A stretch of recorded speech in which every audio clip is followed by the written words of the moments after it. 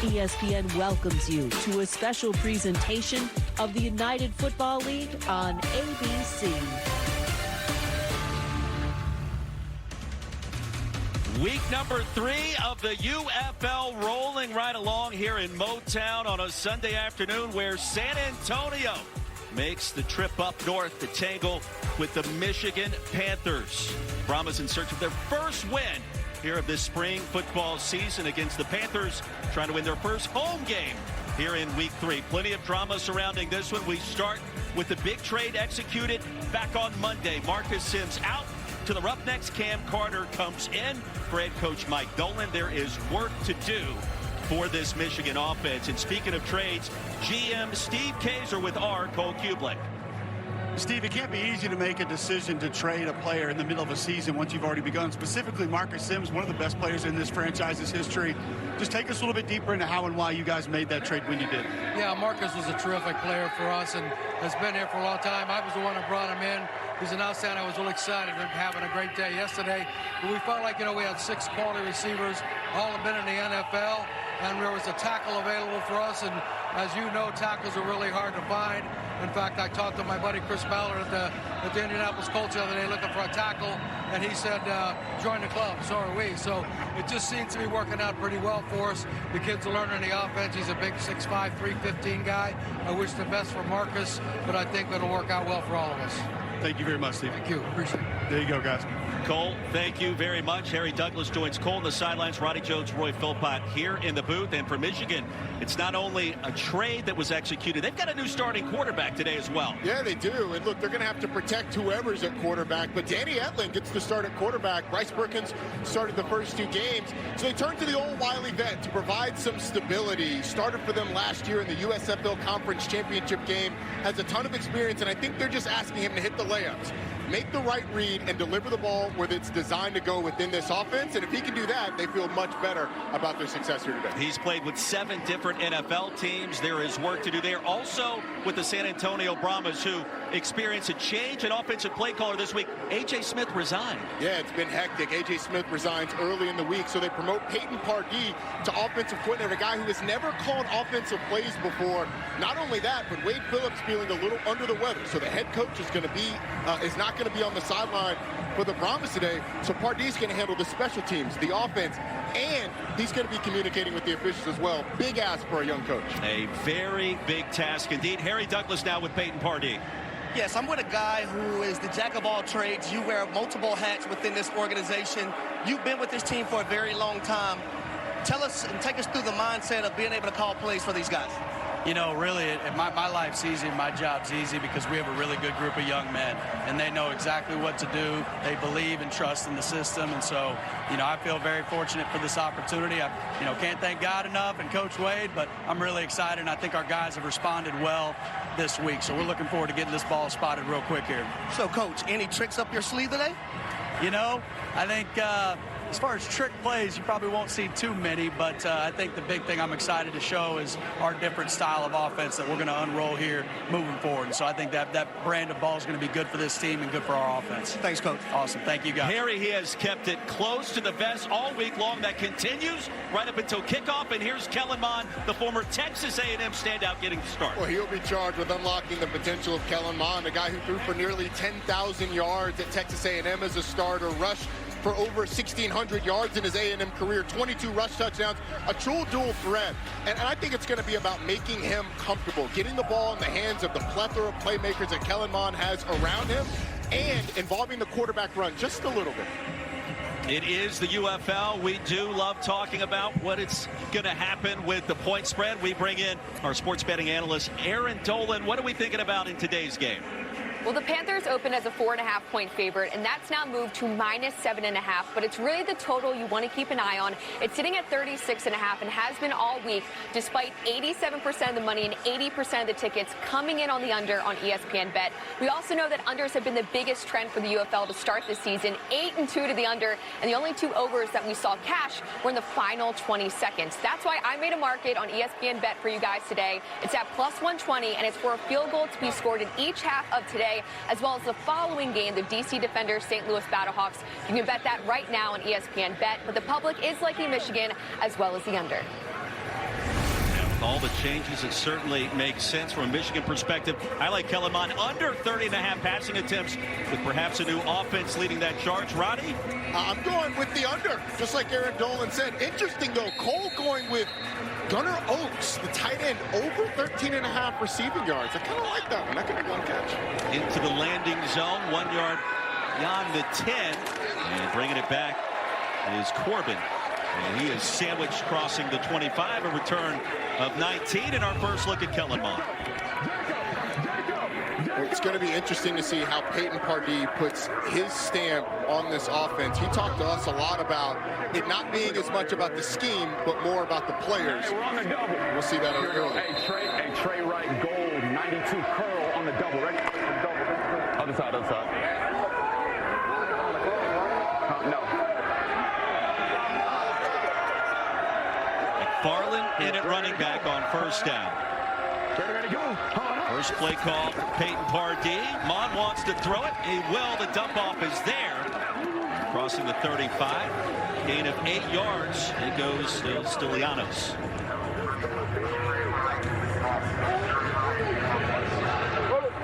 Here we go. Hey, right here, right here. Here we go. Hey, Trey Wright, Boston on 1. Ready? Boston.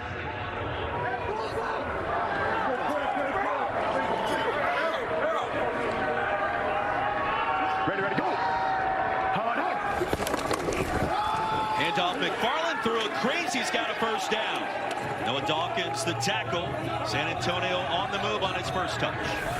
Well, Anthony McFarland only touched the ball a couple of times in the first half of last week's game, and Peyton Pardee lit up when we asked him, hey, look, who are some of the playmakers that need to get the ball early? Is it Anthony McFarland? He said, absolutely. He is going to touch the ball a lot more.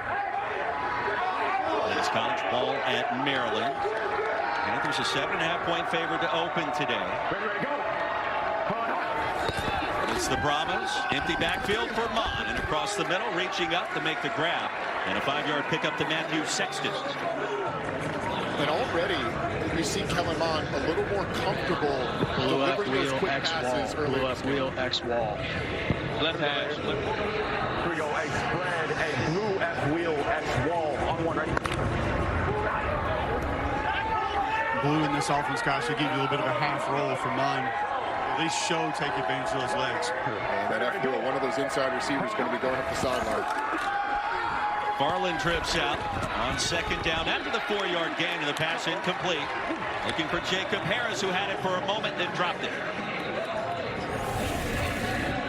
Both defensive ends get pressure on Kellen Mond. Both 66 and 68 pushed into the backfield and then broken up by DJ Miller, a guy who had 2 interceptions a week ago. So this Michigan offense already getting some pressure on the San Antonio quarterback.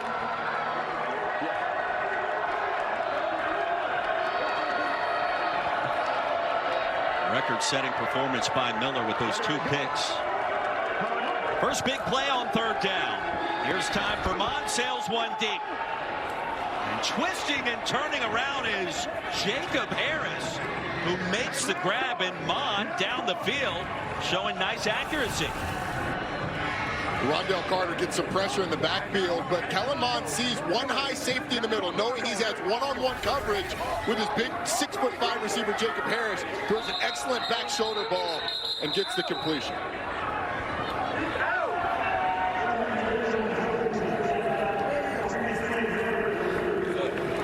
All right, Cole, I'm going to keep you open. I'm looking at the high left end zone. I've got control, and it's going to be that right foot. Is the right foot still on the ground when he has control? That's going to be the key, because the left foot's in, but then that right foot, you can see the toe on the ground, out of bounds. Right there, it looks like he sticks it. Does he bobble it as he brings it in? That's going to be, we have a better shot of the football. Anything else? I'm going to go to my low right.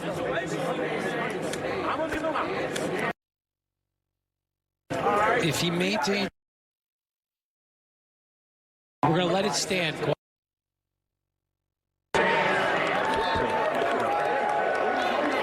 After further review, the ruling on the field stands. 1st and 10, San Antonio. Cole Knippel, our referee today, the uncle of Con Knippel, the former Duke standout headed to the NBA draft lottery later this summer, and a big play there as Harris secures a 30-yard gain on 3rd and 6. And early in this game, I think we see Kellen Mond comfortable with where to deliver the football and getting it out on time. Very decisive in his reads, and what I love about that football is the trajectory. Being able to allow his receiver to adjust in the air and still make that catch. And guys, that's the longest pass play for Kellen Mond this season for the Brahmas. McFarland going to be bottled up after a gain of 1 or 2. Frank Genda, the initial charge. See a little bit of dedication to the run game. We're going to see 3 running backs.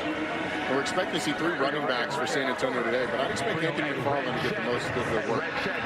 I'm interested to see different running plays also. Something I talked to Peyton Pardee about before the game. They only had 1-2 in that run and shoot offense prior. Defensive play call. Heard from him briefly on 2nd down. And again, back to the air. It's a different offense so far. And Kirkland with a nice move and shoved out of bounds near the 14-yard line by DJ Miller. 32. It's pretty quick. Slants. Stay in 11. Stay in 11. Hey, go bull turd. Bull turd. Bull turd. Bull turd. Right here, Chris, with the slants. All right. We had a conversation about the short passing game, those quick slants. Michigan pressed up to try and take that away. John Lovett now healthy on the field for the first time. Gets the handoff deep in the backfield to the edge and reaching for the marker in front of Kai Nakua. And he appears to have the first down. Probably almost looked like a little counter play there that we have not seen from San Antonio this entire season. You're exactly right. And Michigan's in good position. But here on the edge, you can see the defensive end just isn't going to keep contained. That's Ron Stone who crashes down, and he's got his outside shoulder free. But Levitt's just able to get outside of he and Noah Dawkins. Looked like they were trying to box that, keep it inside, and it ends up spilling out, and the speed of Levitt gets the first down. And Roddy, he ends up just a half-yard shy. It'll be 4th and 1. And movement up front.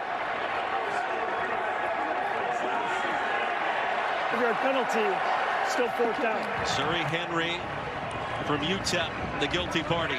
And Harry, that was something we talked about a lot this week. The penalties for San Antonio crushed them last week. And you got a 4th and 1 right there, and an opportunity to extend the drive and go in and score a touchdown. But now that's negated because of the false start, and you have to try to kick a field goal.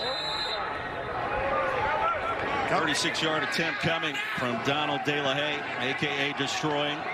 YouTube following tremendous. Instagram, it's there as well. Great to see him back on the field. And he has been outstanding now, 3 for 4 this season. The Brahmas strike first on the road in search of their first victory here in 2025. And a great start with a new play caller.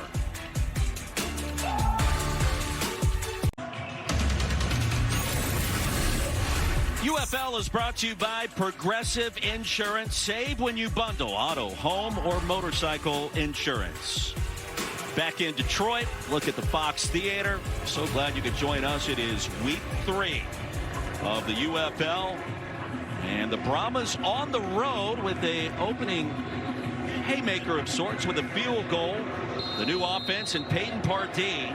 First time he has called plays in his very young career.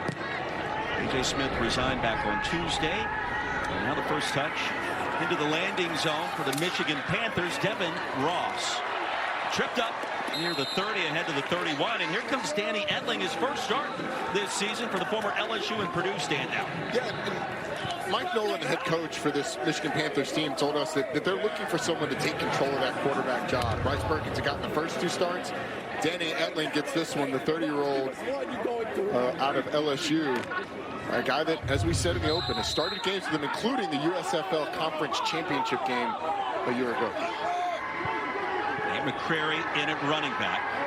Panthers at 1-1 this season, off a home loss a week ago to Birmingham, and upended Rashard Lawrence. And Lexi on the play. Rip Omaha Indy. Lexi rip Omaha Indy. 1 high, 2 high.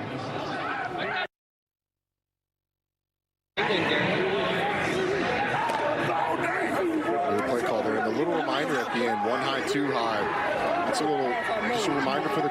on where he's going to go. Looks like we've got one high. Danny Etling will be looking at that. Prairie stop for no gain. Here's Etling to the air, dumps it off to the tight end Gunnar Oates. Just short of a first down, an 8-yard pickup. That's one of the things to expect for the Michigan Panthers, that quick passing game, a simple stick concept by the tight end, 6-yard out by the outside wide receiver, quick and decisive with the football, completion. And good for Cole's his wager. Yeah, Gunnar Oates had to come over, tie his shoe, or else we were in really good shape to just grab another pass here. Always fun to talk about those different possibilities. 3rd down and 2. Big play now for Michigan.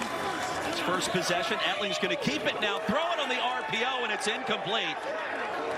Nicotini was open for a moment. Jordan Mosley able to get a couple of fingertips on top of it.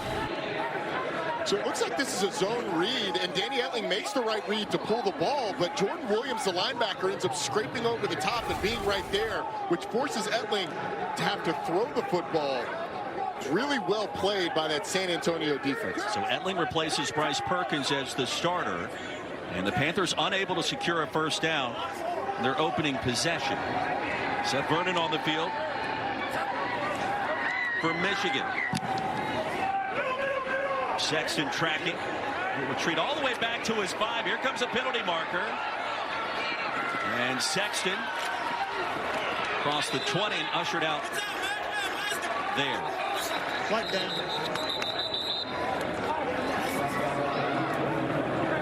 During a kick, hold, receiving team, number 22. During the kick, holding, receiving team, number 22. That 10-yard penalty will be added to the end of the kick. 1st and 10, San Antonio. Goes against Chris Steele. It's going to back the Brahmas up a little bit more. After a 57-yard punt, week 3 in the UFL concludes next here on ABC. It's a battle of the undefeateds. DC and St. Louis both look to get to 3-0 today. Stay tuned for the second game of today's doubleheader right here on ABC. You know the Battlehawks. It is going to be a raucous environment. Pittsburgh on the Frisco ready.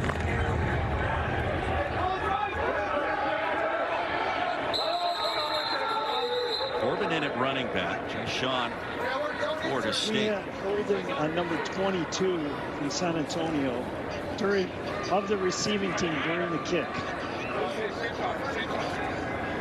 Okay, so we're going to move the ball to the 2.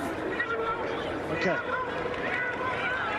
After video review, the end of the kick was the 5-yard line. By rule, the ball is placed at the 2-yard line. 1st and 10, San Antonio. So the location of that holding penalty changes the entire complexion of this possession. Yes, it does. And, you know, it may not seem like that big a difference, but from a play caller standpoint, being on the 2-yard line is one of those special situations that you practice, that you have a special group of plays for, just to give you some breathing room. Corbin and Mond in the backfield. Greg Ward Jr. goes in motion. Inside give to the 5, and that's it. 3-yard gain with Tarpley the 3rd providing the stop.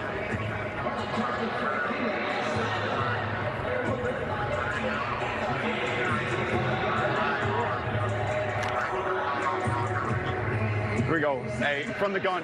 A trade to dual right on Broncos on 1. Ready? The San Antonio native playing for the hometown team. His aspirations of becoming a coach one day in the NFL. One more try to get back to the league on the field as a quarterback, and the handoff to Corbin. On 2nd and long, that's about 3, so 3rd down upcoming. Well, you saw the trade there, and those pre-snap shifts in motions, it wasn't something that was a big part of this San Antonio offense. We didn't see it a lot in that first drive, but we saw it there, and you could just tell what it does to the defense, having to move bodies around and decipher what the new formation means to your rules. But a big 3rd down here for Kellen Mond in this offense.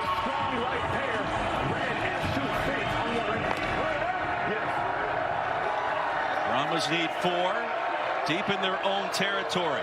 This will be the first snap of 12 personnel for this team all season. So a change in that base formation with a new play caller. Mond's going to be pressured and dropped at the 5. Now the pocket collapsed quickly. Garrett Marino with a bear hug and a loss of 3. It's really the two defensive ends. On this side, you've got Rondell Carter, and on this side, you've got Marino. Both of them meeting at the quarterback. The push on the offensive tackles has been there. Anytime they're in obvious passing situations, Rondell Carter gets there first. And then you get the collapsing from both the middle and the other side. Kenny Willick's in there as well. It was a race to Mon near the end zone. 4th and 7. 6 yards deep. Brad Weems sends it. And a booming punt back to the 40. Lee Turner still alive, and there goes Turner. Into plus territory. Punt of 55, a return of 11. The tackle by Jalen Elliott. Outstanding field position for the Panthers when we return to Ford Field.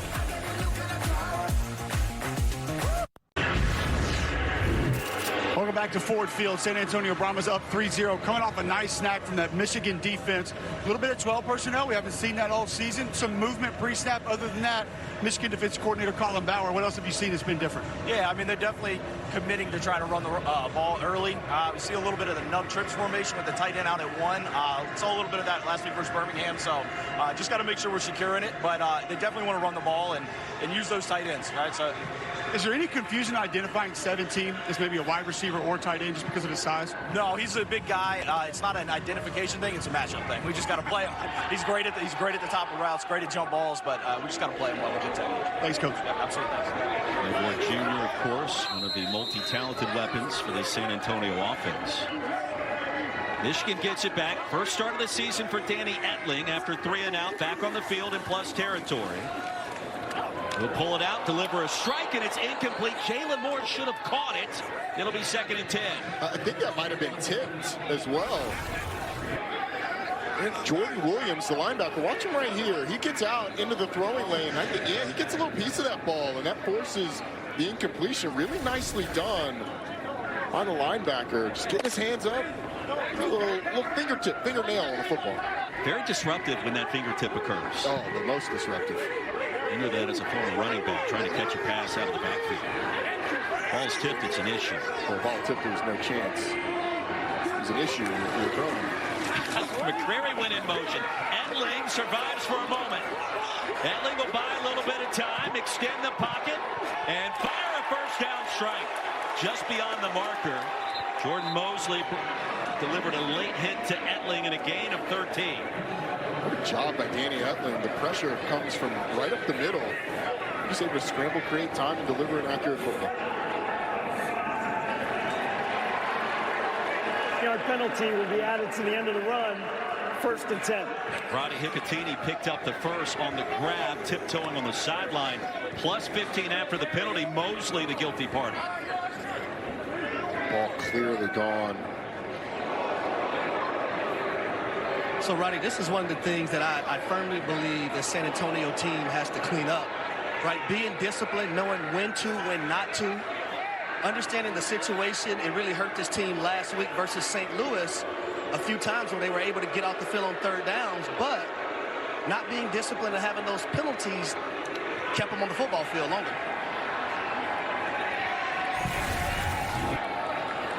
Here's a replay of it. Danny Etling, I mean, he's out of the pocket. Ball's gone, but it's not that long. Dean, if we could bring in Dean Blandino. Dean, and it seemed like it was pretty bang-bang. Why did you see that as a penalty? Why do you think they threw the flag? Agree, it was bang-bang. Anytime the quarterback throws on the run outside the pocket, they lose certain protections, but you still can't go to the head-neck area. It was shoulder to the head. In that passing posture, you're a defenseless player, so that's what the 15 was for, the head-neck contact. Dean Blandino, VP of officiating in the command center, and now it's first down after a gain of 28. Bryce Perkins on the field for the first time. He started the first 2 for Michigan this year, and a 2-yard gain. Jordan Williams tackles McCrary. And it's starting to get a little chippy down there, guys. There are some words here over here from this Michigan sideline after that hit, guys. I can tell you that. They did not enjoy seeing what they saw on Danny Etling. Oh, I would imagine not. Rashad Barrett getting into it with Cole Hicatini. But now you get Bryce Perkins in the game, taking over a guy who started the first 2 games for Michigan. Put up huge numbers his final year at Virginia.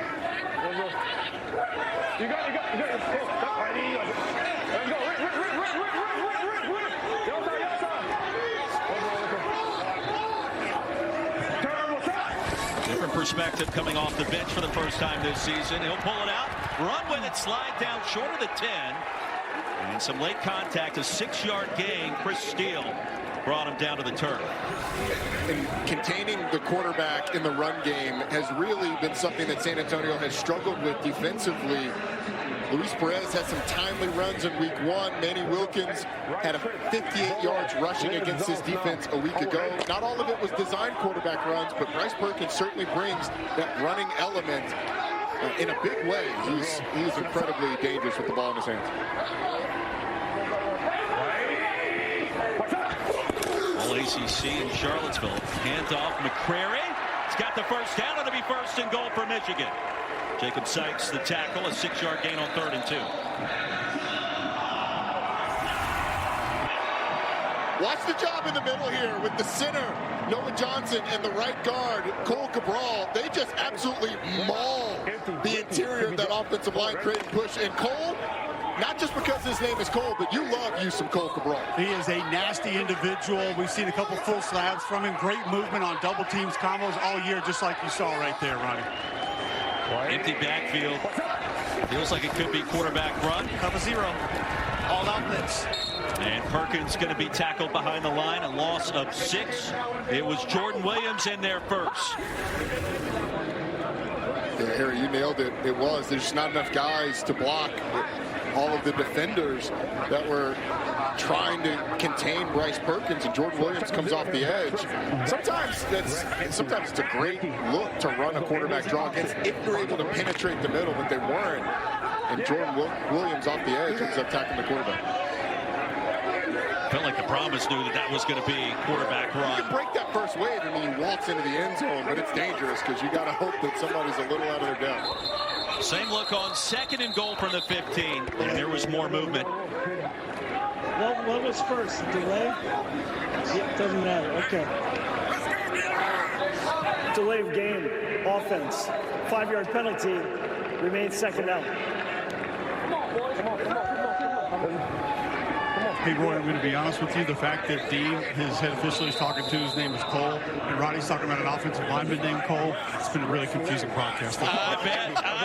He's got a lot of Coles. I was like, I didn't know Dean and I were getting along like that. He's just going the whole game through me. Let's go. Well, hopefully when I get home, I can go to Cold Stone and get some ice cream. There we go. Go shopping at Cold Stone, too. Be later tonight on 2nd down and goal from the 20. Perkins on the slant. And Ciosi Mariner able to get ahead towards the 10. A game about 8. Devontae Beckett 11, with the 10. 11. All right, here we go. We're going to go Rex, Trey, Rip, Flood, Z baseline, X dig. Make a good decision. We got a field goal. Rex, Trey, Rip, Flood, Z baseline, X dig. On the top, ready?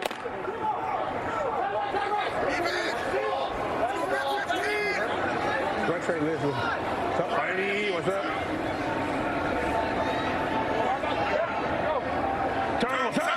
Big play here on 3rd and goal. In terms of the over-under, Perkins escapes. Perkins will buy some time, retreating, and sacked all the way back to the 29. Garrett Nelson, Devontae Beckett, a race 12 yards deep in the backfield. And it's a stop for the Brahmas. Well, there's pressure initially from Kobe Jones, but watch Jordan Williams, who just looks like he's spying Bryce Perkins, is able to contain him, and then it's just an all-out jailbreak to try and get Perkins on the ground.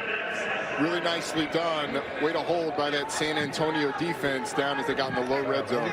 And that was textbook spy work right there. We see it go wrong so many times. That's exactly the way it should operate. BT Potter has the field goal blocked, and the Brahmas pick it up. Bo Peep Keys, the rejection at the line of scrimmage, and San Antonio with a burst. Jordan Mosley brings it all the way back into Michigan territory, and the special teams coming up gold for San Antonio. just off the right side. Bo Peep Keys gets a great jump, bends, gets to the kick point, lays out, ends up getting a huge block. And this San Antonio team, despite being 0-2 coming into this game, change an offensive coordinator this week. It's felt like, and their head coach, a little under the weather, not on the sideline. It's felt like they have really responded positively, and they would love to get some points out of it. After a return of 34 yards, Kellen Mond back on the field. His team ahead 3-0.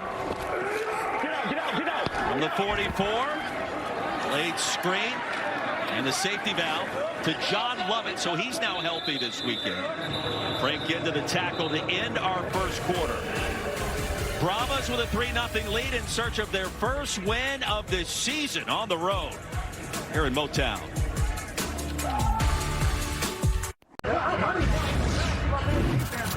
We're back at Ford Field. Big fourth down stop. A field goal block by Bo Peep Keys from the SIP, a.k.a. Mississippi. Talk about what you seen. He had a bad snap. It was a little late out the ball, so I took advantage of that opportunity and wanted to make a play for my team. Talk about the defense. Not really a good show in the first 2 games. You guys have come out hitting on all cylinders. You know, it's football, man. You're going to have some bad games. You might have some bad plays, but it's all about being resilient. If you can recover from that, then you can do anything. We start out bad, and we plan on finishing strong for the rest of the season. Thank you. You're welcome, man. The Carious Keys from Laurel, Mississippi, better known as Bo Peep, and what a play. The athleticism on the edge there. Yeah, and let's not forget that drive for Michigan started at the 50-yard line. Like, that was a great field position for that drive. And to come out of it with nothing, it's huge. It could be huge in this game where it seems like points might be at a premium. And the under is hit in 8 of the first 10 UFL games this season. Started to change a little bit yesterday. Love it. A shoestring tackle by Tarpley, and it's going to bring up 3rd down. So if you're Michigan defensively, I think you're going to see the defensive backs playing up, taking away those short, quick passes, and trying to let that defensive line create pressure on Kellen Mond. And Rodney, I'll tell you, we call it free access, right? Whenever you give a quarterback and a wide receiver free access, they're going to take that 9 times out of 10. So you want to get up, press coverage a little bit, cloudy the picture up for the quarterback if you're Michigan. Yep. Play clock winding down on 3rd and 3. Here's Mond, pocket collapsing, incomplete. Greg Ward Jr. was open for a moment. The pressure from Tarpley, and we've called his name a bunch in this first half. Yes, we have. And this time he starts from all the way back here, and you're going to see the safety blitz coming. And Kellen Mond just has to hesitate, let those guys cross on the mesh concept, those 2 crossers coming over the middle. By the time he's able to deliver the football, Tarpley's in his face. And I'll tell you, if he connects on that play, it's coming out the back door for a touchdown. Yeah. All kinds of real estate. Green turf right in front of him. LaHaye on for a 55-yarder. And the double nickel is good. A career best effort. He wants to hit one from 60 plus in his professional football career. And that one had a little extra on it there, Ronnie. That thing might have been good from 67. He crushed this right down the middle. Plenty of leg left in it. I think he's going to get his 60-yard before the year's over if the leg is any indication. You love a kicker with that kind of strength right there. Props to the kickers and the specialists in this league. I love a kicker with that kind of swag. I do. And look, you can count me among those that think often kickers are a little overrated. Shame on you. But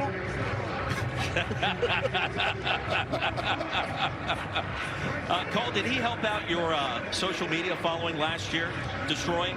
I think when you have 1.2, 1.5 million followers on Instagram and the lowly sideline reporter tags you on his story, you don't even know where that is. You don't even see that. He got so many mentions, likes, comments to siphon through. I don't even think he ever saw it. So didn't give me a major bump last year, no. Yeah, he had Cole on mute. Here's Devin Ross into the landing zone, perfectly executed, and ahead to the 30-yard line. And Michigan will take over there. Don't forget, coming up Tuesday night on ESPN, it is an NHL doubleheader with playoff seeding on the line. You hear the music, you know the story. 7:30 Eastern, Florida at Tampa Bay. Last 5 Stanley Cup finals have included either the Panthers or the Lightning. Then the night wraps up the West Coast matchup, LA and Seattle at 10:30. Hey, Lexi, stress check. Harry, you're with Destroying. What do we got down there?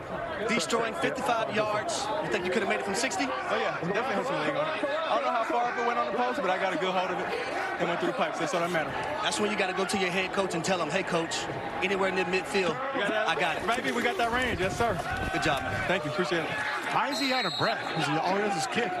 It's a long way to kick the pigskin. So we have another question. They want to know, why are you out of breath? I was hyped up, man. I was celebrating, talking a lot of smack. Okay.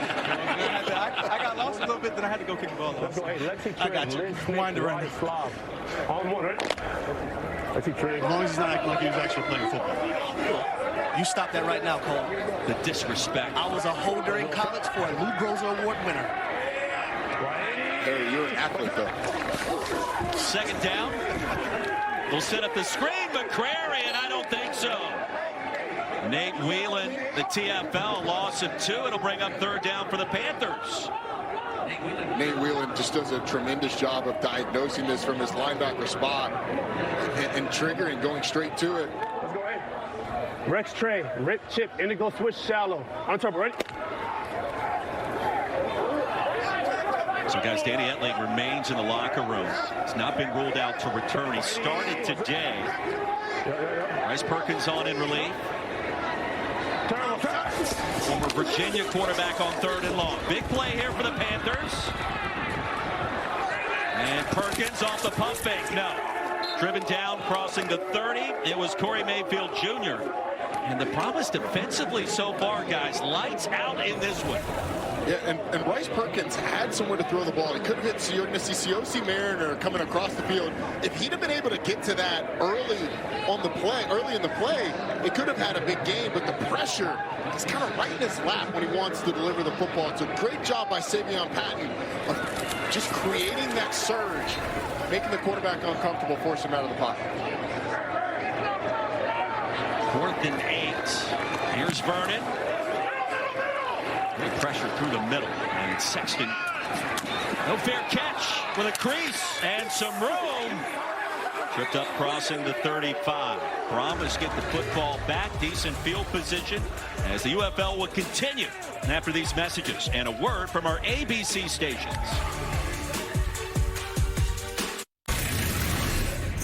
He's short. They're going to say short. What are we doing? Good. Inches. Big. I can hear you a lot better on whatever you just did. So if you feel like you're kissing the mic, it's not a bad thing. Hey. Oh, my bad. Hey, just tell me, go ahead, get your candy ass on the sideline. Go ahead, tell me that. Well, what a debut thus far for Peyton Pardee. It's the first time he's been calling plays. Of course, grandson of great Jack Pardee. And so far, so good. The offense, gentlemen, I will yield to your opinions here. Has it been that different with what we've seen this week? I think you've seen some different personnels, and you've seen different personnel groupings, and you've seen some different presentations pre-snap. But other than that, it hasn't been that much. We've seen a little counter, too, Cole. We've seen that in the run. Kellen Mond, former A&M great handoff. There's all kinds of room. McFarland, a big-time play, rumbling into Michigan territory. We've already seen the longest pass play of this season. How about a run of 29? That's something else that we've seen. It's Anthony McFarland able to break through. You get a nice pull from the backside. Aaron Montero, he kicks out the defensive end, and it's Anthony McFarland. The guy only had 2 rushes in the first half a week ago. That is maybe the biggest difference that we've seen is McFarland touching the rock. 30 seconds, I'm out. A former 4th-round pick in 2020 to the Pittsburgh Steelers. Played 4 seasons with them, but he's a lightning rod. Pass game, run game, return game. He leads right now in all-purpose yards in UFL. So get that guy to football so he can ball out, I should say.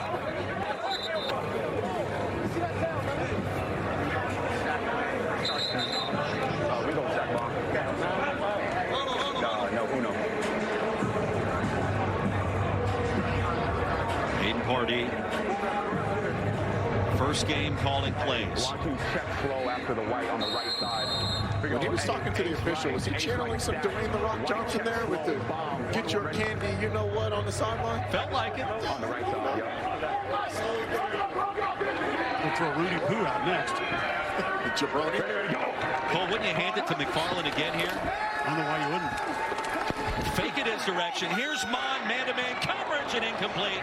Jacob Harris defended deep down the field. That might be one reason, boy. Remember, Colin Bauer told us the matchup problem that they have right there with Jacob Harris. That's an issue. But then also, we'll go back to what Ryan was saying a few moments ago. The commitment by this team to running the football. It's not just a couple of new plays. Actually going out and saying, hey, we're going to try and establish a real ground game and then utilize the play action to take that shot on the last snap. Yeah, for Jacob Harris, you have to catch that football, man. Like 2 drops last week. The quarterback put it in a perfect place. You're trying to create an explosive. You must catch that football. Help your quarterback out. It's DJ Miller in coverage, who had the 2 picks a week ago. McFarland on the swing. Made 1 defender miss and 2. Lasso down crossing the 30, a 6-yard gain. It's actually a really good job of Kellen Mond getting to knowing that it's man-to-man coverage against the linebacker Noah Dawkins and creating a third and much more manageable. We have not yet seen Kellen Mond's legs. Hey, Frisco right here, Frisco. But hey, that's Trey always Wright, there. same tempo, Y arc on the Frisco, ready? Should we see that at some point? It has not been a big part this year, but it's always available. Brahmas 1 for 4 on 3rd down. McFarland, a jump cut deep in the pocket, and he bolts ahead for the first. 6-yard gain on 3rd down.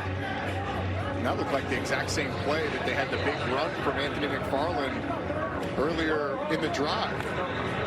Aaron Montero going from that left guard position, kicking out that defensive end, doing a great job, surge up the middle. And Anthony McFarland just was able to get the first down right behind him.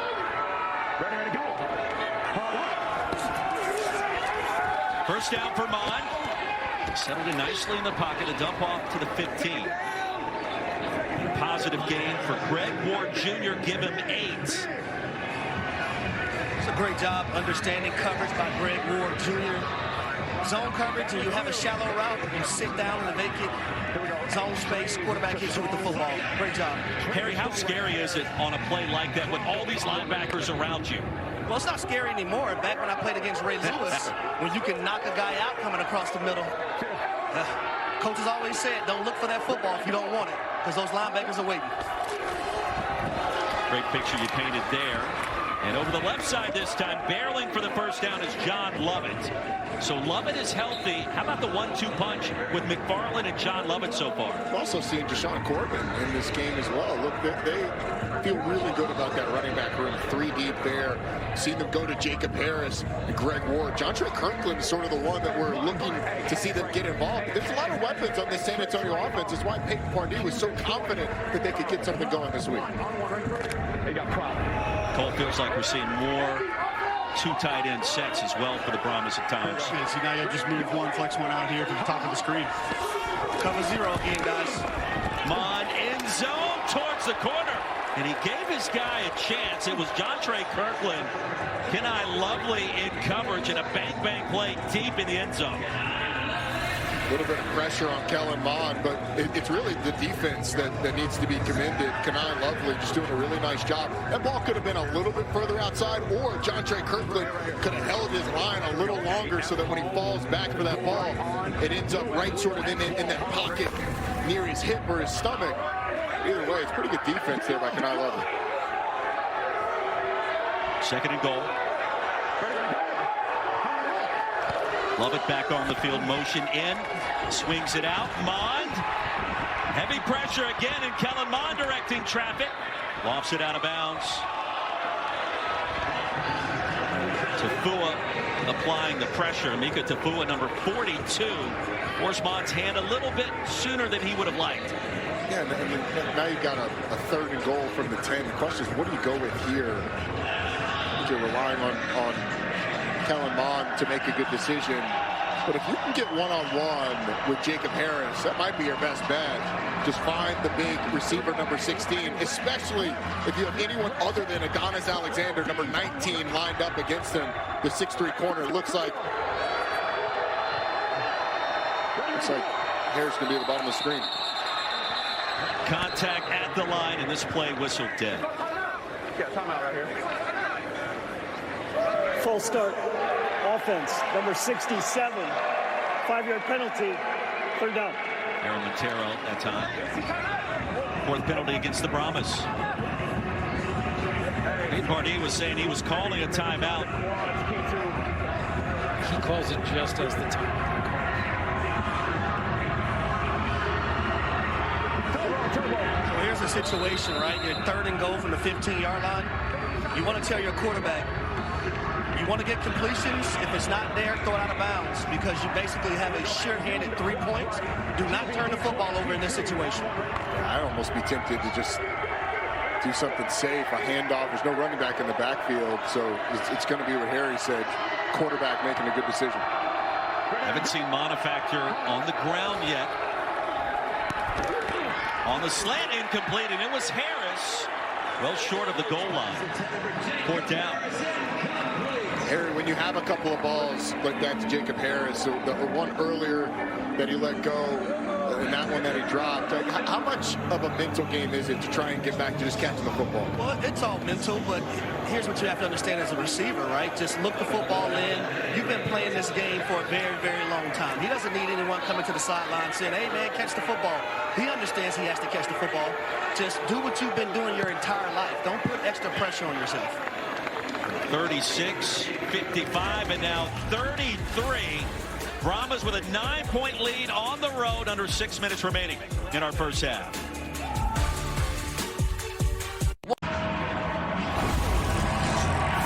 Back live at Ford Field, Michigan Panthers defensive lineman Garrett Marino with me. Got some pressure on that last play. You guys have given up a little bit between the 20s, but you've clamped down in the red zone. So what is the mentality of the defense right now? Just contain the quarterback in the pocket, man. We're all working off each other, so just contain him and he'll have nowhere to go. I saw a little trash talk coming out earlier, pointing some fingers, a little pushing and shoving. Coach Dolan says you've been a good boy this year. You've been behaving yourself. We're not getting out of line here, are we? No, sir. It's just part of the game. You know how it is.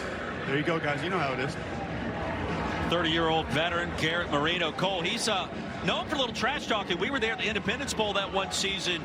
UAB, BYU, and Marino's got something to say, it seems like, more times than not. I just always wonder how he has enough oxygen to talk as much as he does. Being a big defensive tackle that has to chase guys down, but he is not afraid of the extracurriculars, I'll say that. I love those type of players. Yeah, you're a receiver. Y'all talk after you get a 3-yard hitch. Receivers, cornerbacks, place kickers. All the trash talking. There goes Devin Ross. Near side and shoved out of bounds near the 47-yard line. Don't forget the WNBA draft comes your way Monday night on ESPN. Paige Beckers, the former UConn standout national champion, expected to go to Dallas with the first overall pick. All gets underway at 7:30 Eastern. WNBA countdown gets you ready at 7 o'clock on ESPN. On this drive, it is our audio blitz, which means you can only hear the sounds on the field.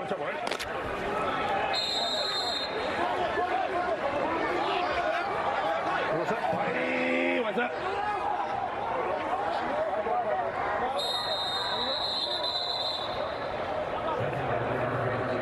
On defense, information. Too many men on the field. Defense. 5-yard penalty. Still first down. It's first and 5. No, you do what you want. Oh, take it. Take it. Let's go. Right. Yep, right. Z-Jet. Rambo Rob Curly. I want it. 1-1. Hey, no. Yep. I'm going turbo here. Turbo, stop!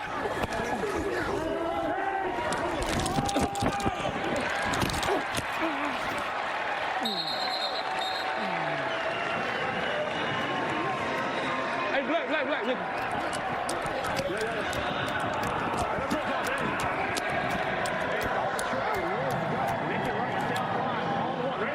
Make it right.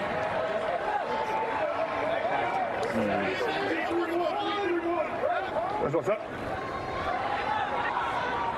Whitey, what's up?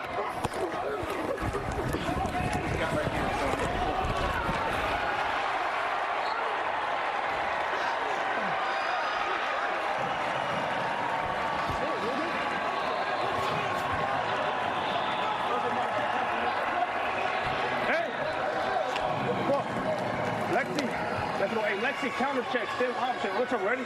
Lexi counter check, stem option.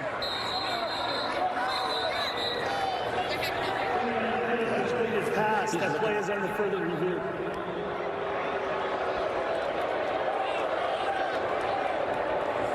Cole, I'm going to keep it open to you. I'm just looking at the ball here. I've got control. I've got left foot, the right tabs, but then does he lose control when he hits the ground? Watch the football pop. What other shot you got here? Near side handheld. Here we go. I'm going to go to near side handheld. Again, he's got to maintain control when he hits the ground.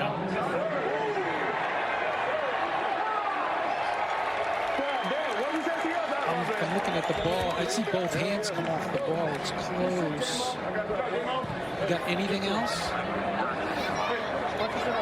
The question is it slight movement? Does he separate? Okay, we're going to let it stand. It's going to stand, Cole. It's close, but we'll let it stand. After further review, the call stands.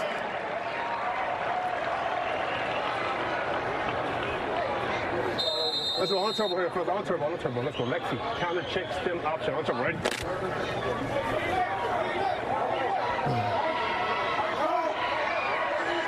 go. From the 13, after the great circus catch by Jalen Moore, Michigan, another scoring opportunity. Perkins pulls it out. Bryce Perkins across the 5 and reaching. He hurdled one defender. Jordan Mosley stopped him short of the goal line.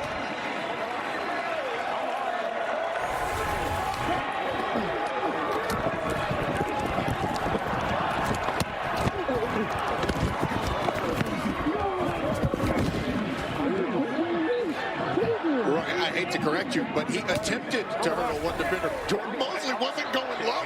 And so Bryce Perkins tried to hurdle a 6-foot-tall man who decided that he was going to stay up high. And it ends up working out okay. I wouldn't advise it, though. It's like those slam dunk contests where you try to dunk it over a guy right underneath the rim. He didn't make it. Didn't happen, but he picks up the first. On first and goal, Perkins walks into the end zone.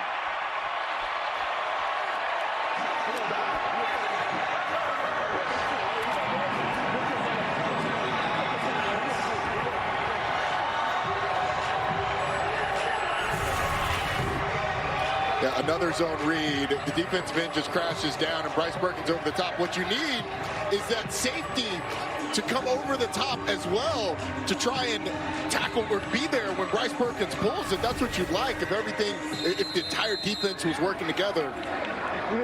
But as it stands, Bryce Perkins gets touchdown. This conversion attempt is brought to you by Ortho Home Defense. And going for the 1-point attempt.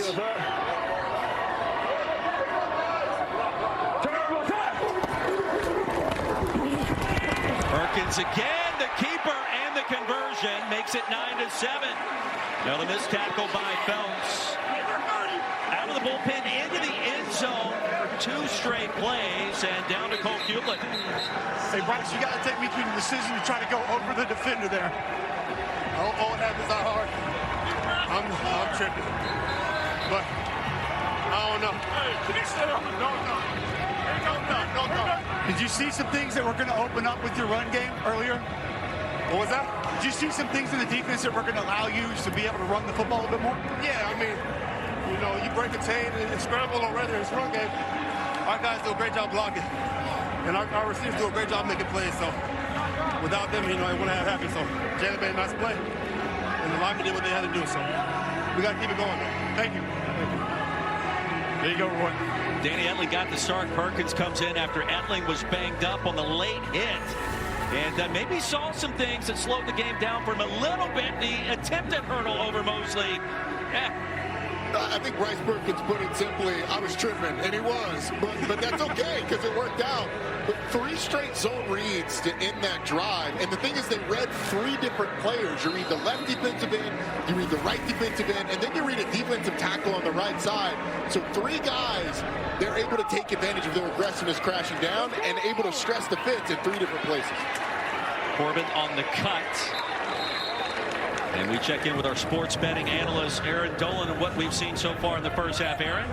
We finally have a touchdown, and Perkins to score at any point was plus 290, so a $10 bet would win you $29.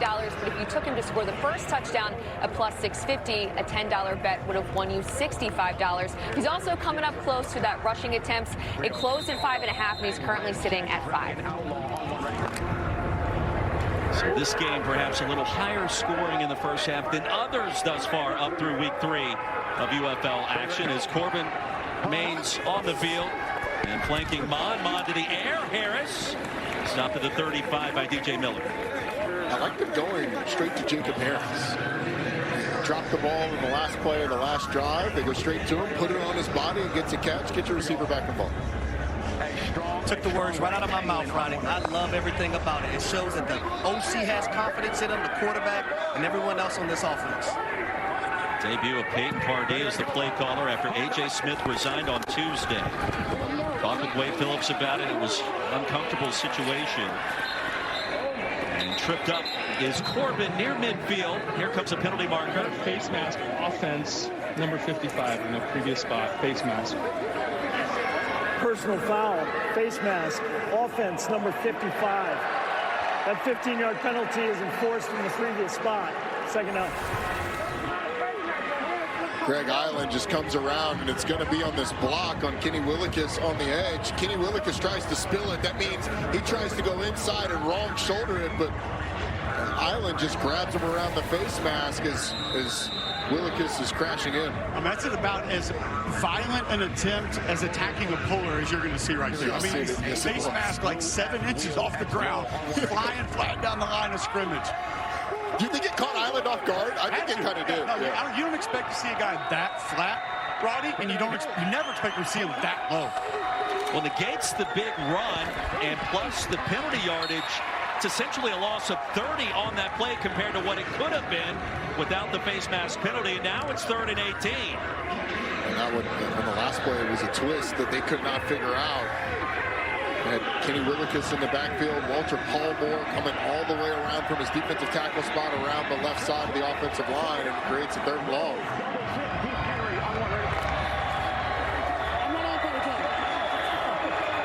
Chess match continues between Colin Bauer, Peyton Pardee, a pair of young play callers.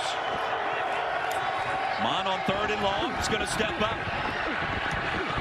We'll get some of that yardage back. Well short of the line to gain, and Ginda creates a 3-and-out opportunity now for the Panthers, who are back in this game trailing only by 2. 2 minutes remaining in the first half. We step aside. A good game brewing here at Ford Field.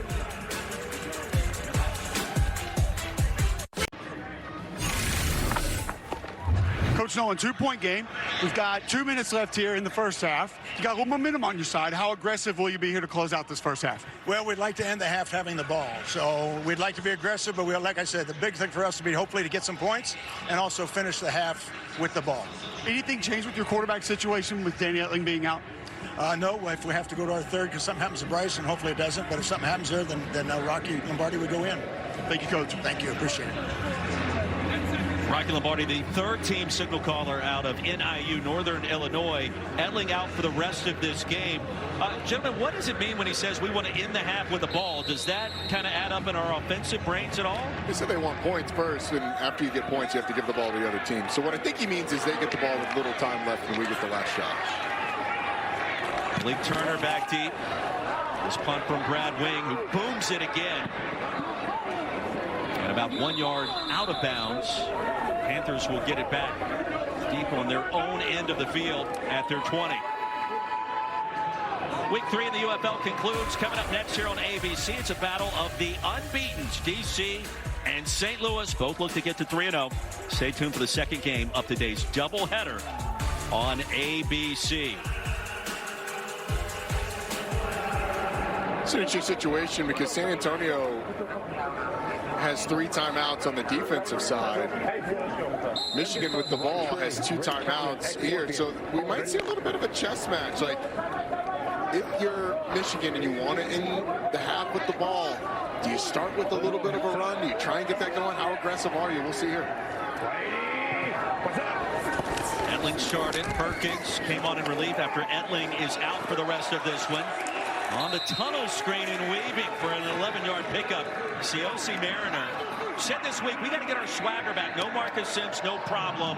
We got to get things going as a wide receiving core. I would say swagger is back, and that a safe pass that ends up in a first down. Now you're cooking with grease. Now we're thinking, all right, we got this drive going. Let's get some points.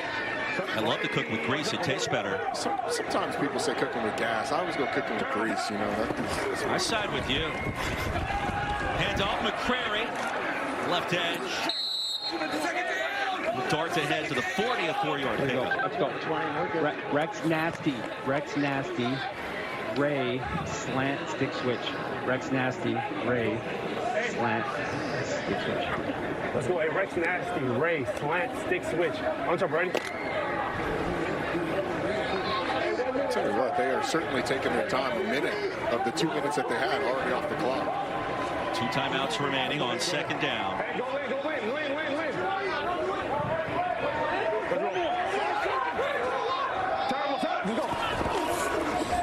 Perkins, a strike, and a first down. Mariner again, so 2 receptions on this drive, and that's a chain mover. And now you're going to have to pick up the tempo at least a little bit. Doesn't look like they're going to call a timeout. So you got to get up to the line and start to move a little faster here. Increase the urgency. He said he wanted to end the half with the ball. It looks like that will be the case as Perkins will escape and heave it out of bounds. Phelps applying the pressure, number 47 for San Antonio. Harry, what do you think of the decision to go as methodically as they did? I mean, the first minute was gone in an instant. You got to move faster, right? Because I understand you want to end the half with the football, but you also want to end the half with the ability to score a touchdown and kick a field goal. So I do feel like they need to have a little bit more urgency. Now, they have 2 timeouts as well, but you want to move a little bit faster. That was Bryce Perkins' first incompletion of the game. And now his second, the comeback route for Jalen Moore. And Bo Peep Keys, who has been active with a blocked field goal, bats it down. So it also allows you, if you go at a quicker pace, to put the defense on their heels. Yeah, agreed. And I think now in this situation, how aggressive is Michigan going to be offensively? It's a big question because San Antonio has 3 timeouts. If you don't get this, they've got a kicker with a big leg. They might be able to get in position to get points. Remember, the clock does stop on the incomplete pass. Inside of the 2-minute warning. Perkins on 3rd down. The out pattern. And it's Mariner who hauls it in. Well, COC Mariner has stepped up in a big way. Played his college football at Utah State. 3rd reception on this possession. And another acrobatic catch from this Michigan receiving core.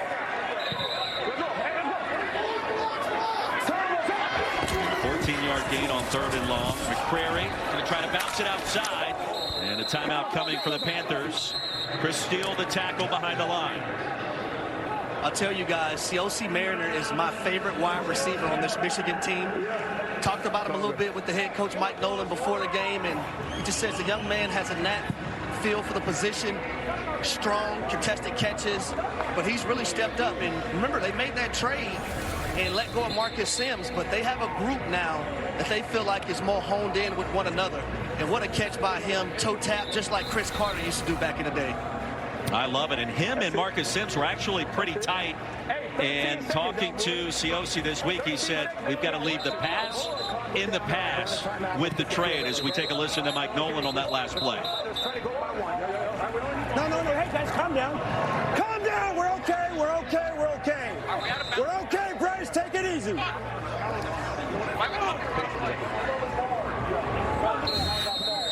It's going to be a hitch.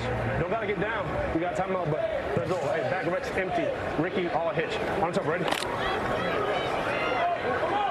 15 seconds to go. There's no mystery in what you're going to get. All hitch pretty much explains it.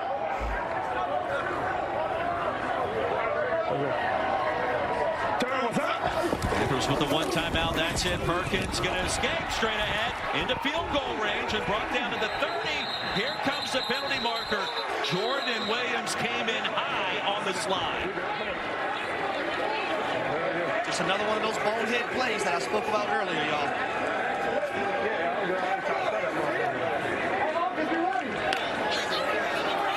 Personal foul, defense number 15. 15-yard penalty will be added to the end of the run. Automatic first down. The clock will start on the snap. And if you're Jordan Williams, as soon as the quarterback starts to go down to the ground, you have to abandon. You have to abandon the attempted tackle. I mean, the target that you're trying to hit is so low to the ground that you have to know, hey, look, if I'm having to, it's not even worth it. Stay up, and if the quarterback stays up, you'll be fine. But if you have to dive down, just let it go. We're going to take a shot at the end zone here. 8 seconds. The one timeout is preserved. Off the penalty, Perkins has to move quickly. He'll fire it front pylon. And drifting deeper, Chris Steele in coverage on Jalen Moore, and it's incomplete. It's a great play by Steele. Really is. I mean, he's right in the pocket of the receiver, doesn't panic when he looks back for the ball, keeps contact with the receiver, keeps that arm so he knows where the receiver is. That's a dunk. Hey, that's interference. He's got to look at that. He's got to look at that. Now I'm kicking the field goal. Coach Newell's got the flag out, guys. There it goes. The clock's not. I did not think it was interference based on what we saw. Previous play that it is pass interference. Dean Blandino Cole, will I'm tell with us. you. I'm going to talk you through the process. Okay, I'm on the live shot. I've got 22 turns, playing the ball. The right hand is clean. Now I want to see what's happening with his inside arm. Here's a good look. High left end zone. Look, receiver's got his arm extended. Defender's got his arm. There's no grab, no restriction. It's just good defense. Okay, one more look here. I'll give you the mid-50. Playing the ball, there's no material restriction. You can see the receiver gets both hands for the ball. Cole, there's no pass interference. Ruling on the field stands. Lose the challenge, charge a timeout. Saving the timeout allowed that challenge Michigan to occur, so that's a big moment. Challenge for the remainder of the game. It is also the final charge timeout, Michigan. And I think the more important part of that was you lose your challenge for the rest of the game. So now you're relying, you can't challenge a penalty for the rest of the game, obviously, and now you're relying on anything that's missed to be overturned by the replay center. So, look, when we saw it live, I didn't think it was pass interference, but. B.T. Potter back on the field. His first attempt from 44 was blocked by Keys. And Peyton Pardee running down the sideline. We'll call a timeout for the Brahmas. Remember, Wade Phillips back in the locker room, not feeling well today. So we've seen it's head coach by committee with Will Reed, the defensive play caller on the field. Quiet. I need to talk to Marcel. Okay, I'm talking to this. We have to make those decisions. We're going to be good. That's all. Down here it's noisy as well, so it's kind of hard for me to piece it together this way. Let's do a coach. Nah, not really. Could hear Mike Nolan telling everybody, hey, be quiet. I need to be able to talk to Marcel Belfay. 3 seconds remaining in our first half. It has been active in our second quarter. Here in week 3 of the UFL, B.T. Potter, one of the all-time great kickers in ACC history from Clemson. And Potter, after having his first attempt blocked, connects from 34 yards out. And don't look now, but the Panthers have their first lead of this game on the last play of our second quarter. 10-9 our score at halftime. Our halftime report here in Ford Field in Detroit is headed your way next.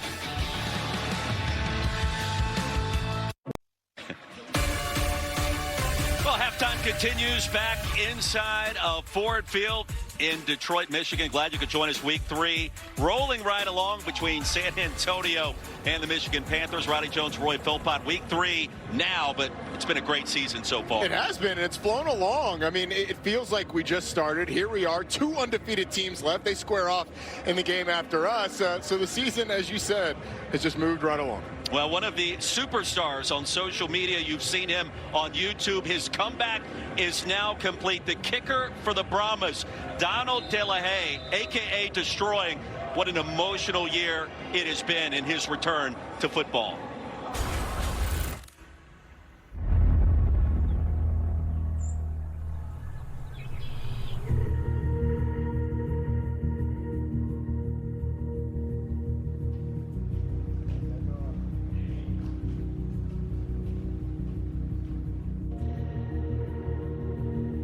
A little jittery, a little nervous. I know there's a lot of pressure.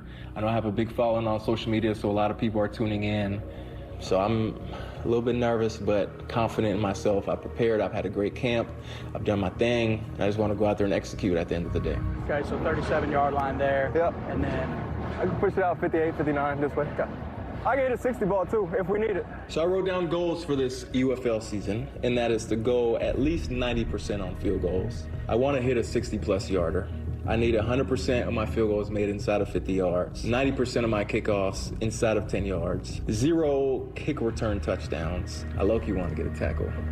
Parentheses, an ankle bite, because I ain't going to head up with anybody again. And obviously, at the end of the season, if all goes well, I do want to achieve an NFL workout. So I have high expectations for myself this season. I'm very confident in myself, and I know I can get all those things done because I know my preparation's been right.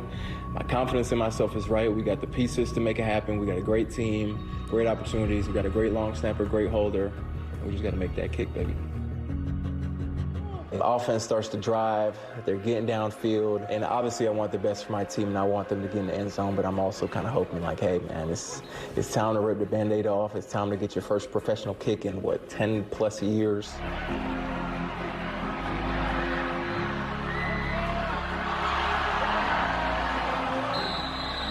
Fourth down, correct? Field goal! Field goal! Field goal! Goalpost bigger right now. I had to lock in a little extra because I was just excited for my boy, man. I know the journey he's been on. But when you're out there, man, and you're in the game, you kind of just revert back to everything you've been doing in practice all week. So we got out there, we've repped it a lot. I felt super confident in him, super confident in Cam, and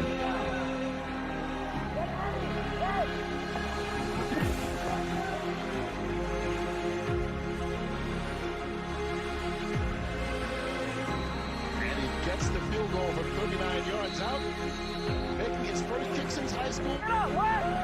Get up, Wes! Papa Derek! I love the boy, man. I'm so proud of you, bro. Congratulations. Appreciate it. Thank you, dog. Appreciate y'all boys, man. Let's go.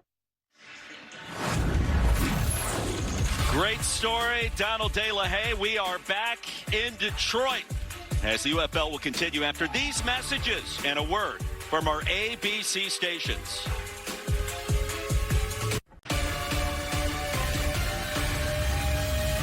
Halftime continues here. Michigan and San Antonio 10-9 as we get set for the start of our third quarter. Roddy Jones, Roy Philpott, Cole Kublik down in the locker room right now. Cole? Well, I had COC Mariner for you, but Coach Nolan just started talking to the team, so we'll let you listen in on that. Let's go.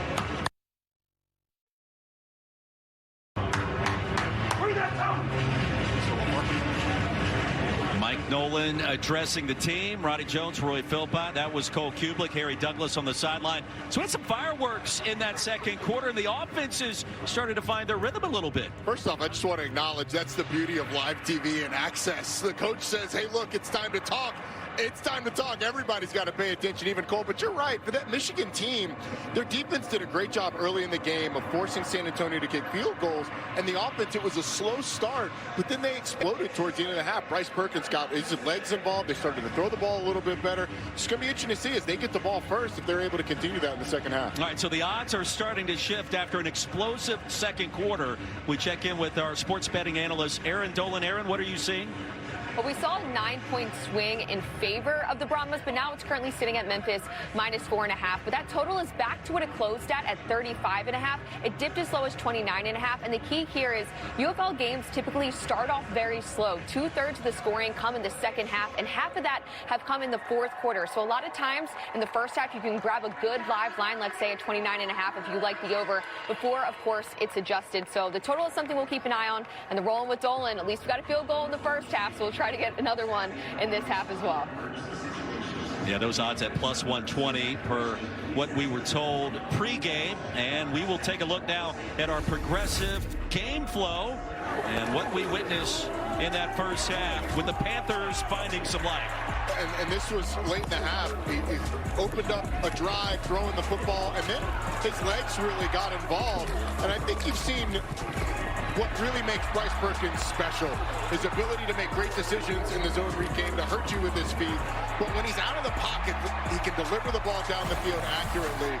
I just commend Marcel Belfay, the offensive coordinator for Michigan, on his ability to get Bryce Perkins comfortable after not starting the game. Danny Etling did before he got knocked out. It is our progressive first half stats. And remember, Etling got the start. Perkins came in and found some life offensively on the ground. You take a look at those rushing yards and total yards, rather, for the Panthers. It was a very strong finish at the end of our second quarter. Okay, so let's take a listen now to the best sounds and what we saw and heard in those first two quarters. Oh, my bad. Hey, just tell me, go ahead, get your candy ass on the sideline. Go ahead, tell me that. Timeout. No, I called a timeout. I called a timeout.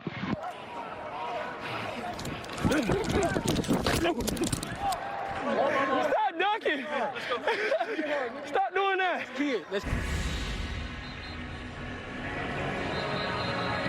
Harry Douglas with Brahmas quarterback Kellen Mond. Harry? Kellen, you guys were able to have some success in the first half. You scored on 3 drives, 3 field goals. What must you do better in the second half? It's number one, convert when we get in the red zone, and let's put points on the board, not just field goals. I thought we did a really good job in the first half. I think we only punted one time, but now we got to start turning those field goals into, more points, and I think we'll be good. What about your run game? You've seen Anthony McFarland hit a big one. What's the plan in the run game in the second half? Just trying to keep feeding our guys the ball, trying to dress up some stuff in some different ways, kind of similar stuff, and just allow our guys to make plays. And, the receivers are doing a great job blocking. O-line's doing a great job as well. Thanks, bud. Thank you. A lot of teams in the NFL interested in talking with Kellen Mond perhaps after this season, the UFL, about a return to the field. He also has his eyes on becoming a coach one day in the National Football League, and there has been some interest there to some capacity. So we're set, ready to go. Panthers will receive our second half kickoff in the landing zone between the goal line and the 20. It's the spot where Ilahay wants to hit. His goal is inside the 5. He'll achieve that right at the 5 to Devin Ross. And Ross stays alive, looking for a lane, finds it, ushered out short of the 40. So the Panthers grab the lead for the first time on the final play of our second quarter. The 35-yard return by Ross. And let's see what Bryce Perkins looks like to begin this third quarter. It's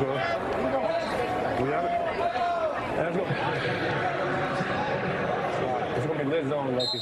Let's go, hey, right tray. Lid zone lucky. On one, right?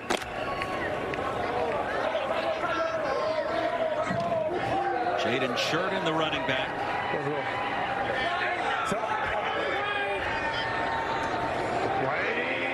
What's up? And a touch for Sheridan, a burst through the line. Barrels his way close to midfield. They'll stop him at the 47. It's a gain of 7. To San Antonio Brahmas defense that gave up 183 rush yards week 1 to Arlington, 164 last week to St. Louis. Michigan had not found a lot of success with the running backs running the football, especially on early downs in that first half. It's a good sign to get 7 yards in the first play of the second half. Sheridan played his college ball at Monmouth.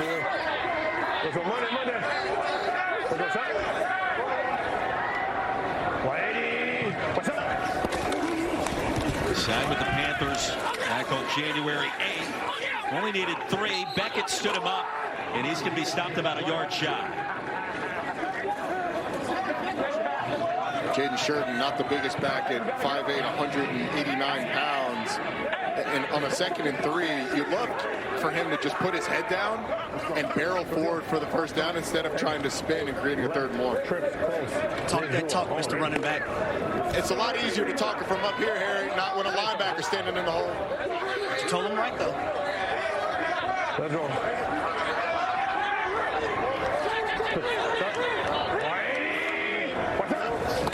McCreary back in as the running back to the edge. Can he get there? He'll be dragged down, crossing the line to gain right at midfield by Chris Steele. And that is a chain-moving run.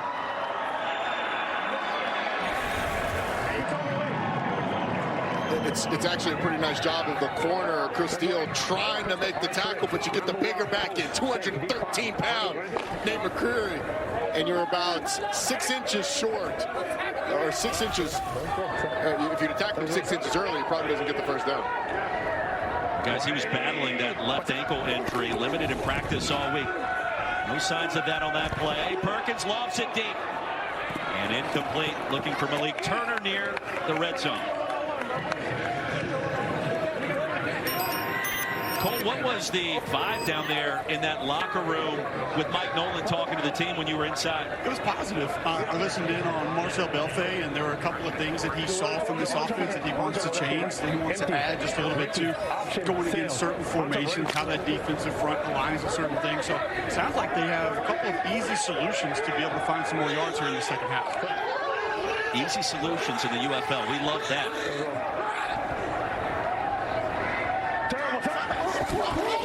Empty backfield for Perkins. Quick trigger. And the ball is caught. Devin Ross going to skirt out of bounds in the 45. Mayfield shut them out. And it's looked like some of the adjustments for Michigan offensively have been any of the traditional drop back pass game is going to be quick game, getting the ball out of Bryce Perkins' hands quick. And anything else, they're going to try and move the pocket or have some sort of play action attached to it to slow down that pass rush.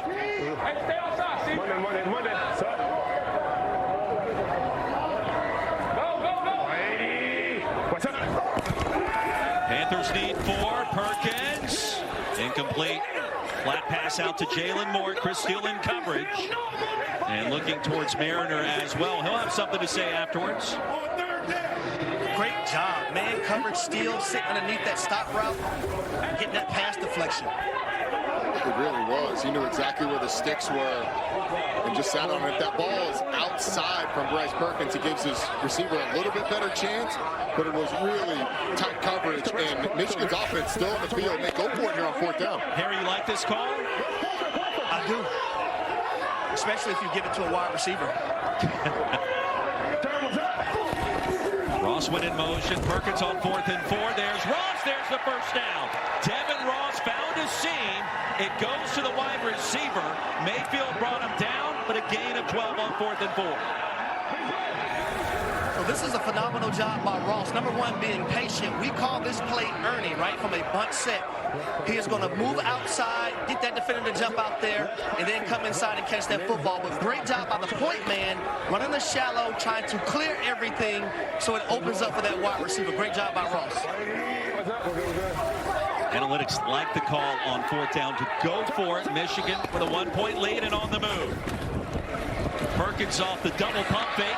Finally gets it to Turner. Barrels his way inside the 15. Here comes a penalty flag out.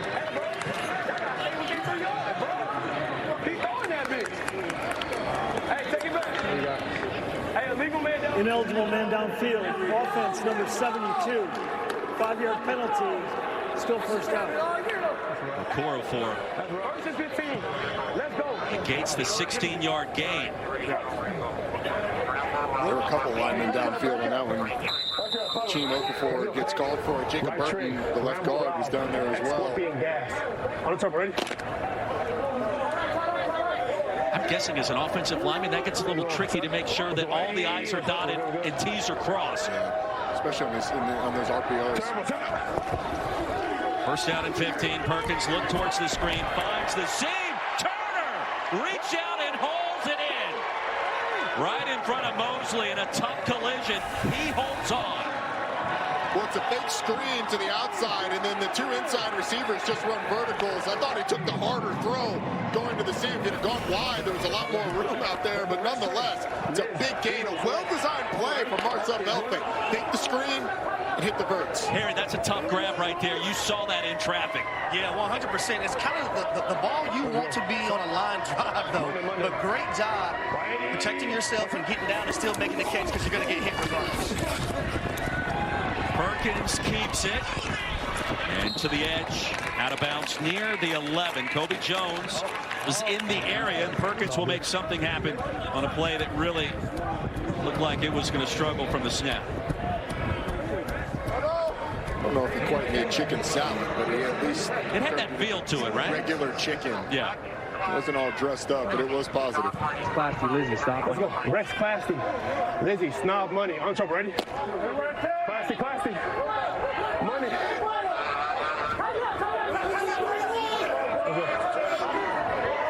10th play of the drive.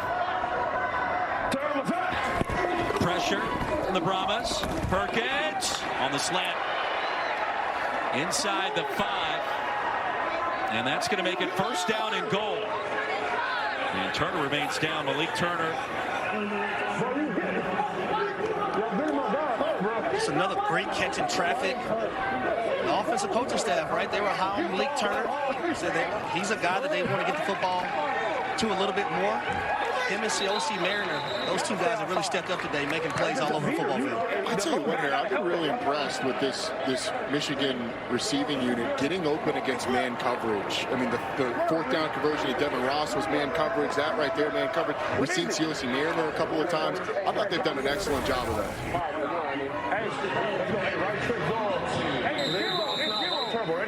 Jalen Elliott laid the lumber. Turner and Perkins throwing together, working out together in Arizona. Going back to this past offseason. Quite a connection. Toatawa on the field. And Perkins again, the keeper reaching across the goal line. Second touchdown of the afternoon for Bryce Perkins.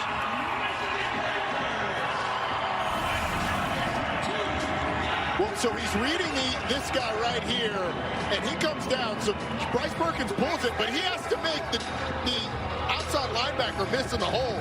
He just goes right where that hole develops, right behind the running back, off the butt of the guy that he was reading that crashed down to take the bag. It's a really nice job of being decisive, getting up the field as soon as you can, getting in the end zone. I mean, that felt like true read option, and again, they'll go for the 1-point conversion. And they really like that read option down inside the 5-yard line. Maybe we'll see it again here. 1-point conversion from the 2. And a chance to go for 1, 2, or 3. The handoff straight ahead, plowing across the goal line. It is Toatawa. And the conversion is good to make it 17-9.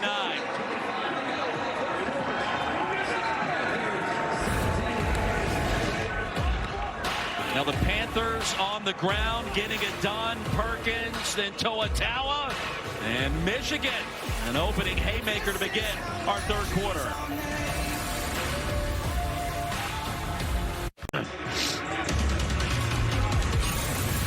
UFL is brought to you by Progressive. Protect your auto, home, and business today at Progressive.com.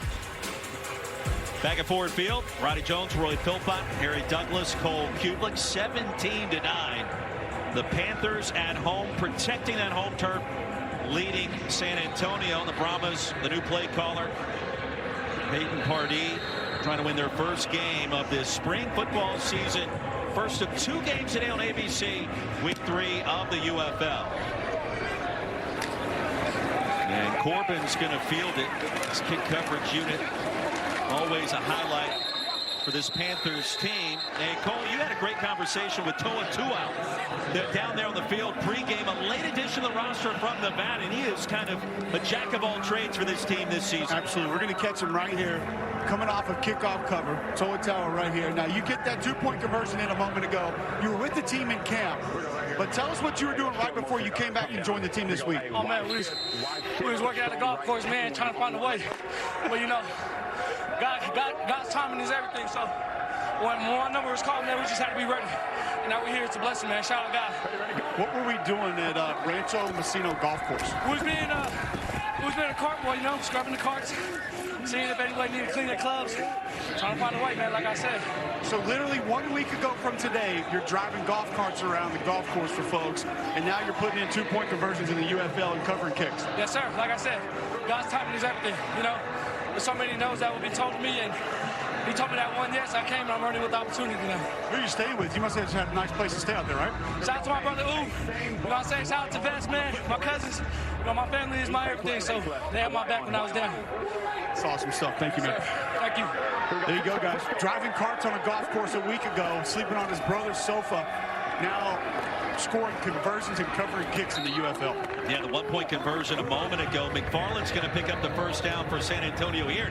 Rodney, I remember talking with him and covering him when he was playing college football in Nevada. This guy in the Mountain West Conference back in the day was a human bowling ball. And that's what this league is for. It's for opportunities.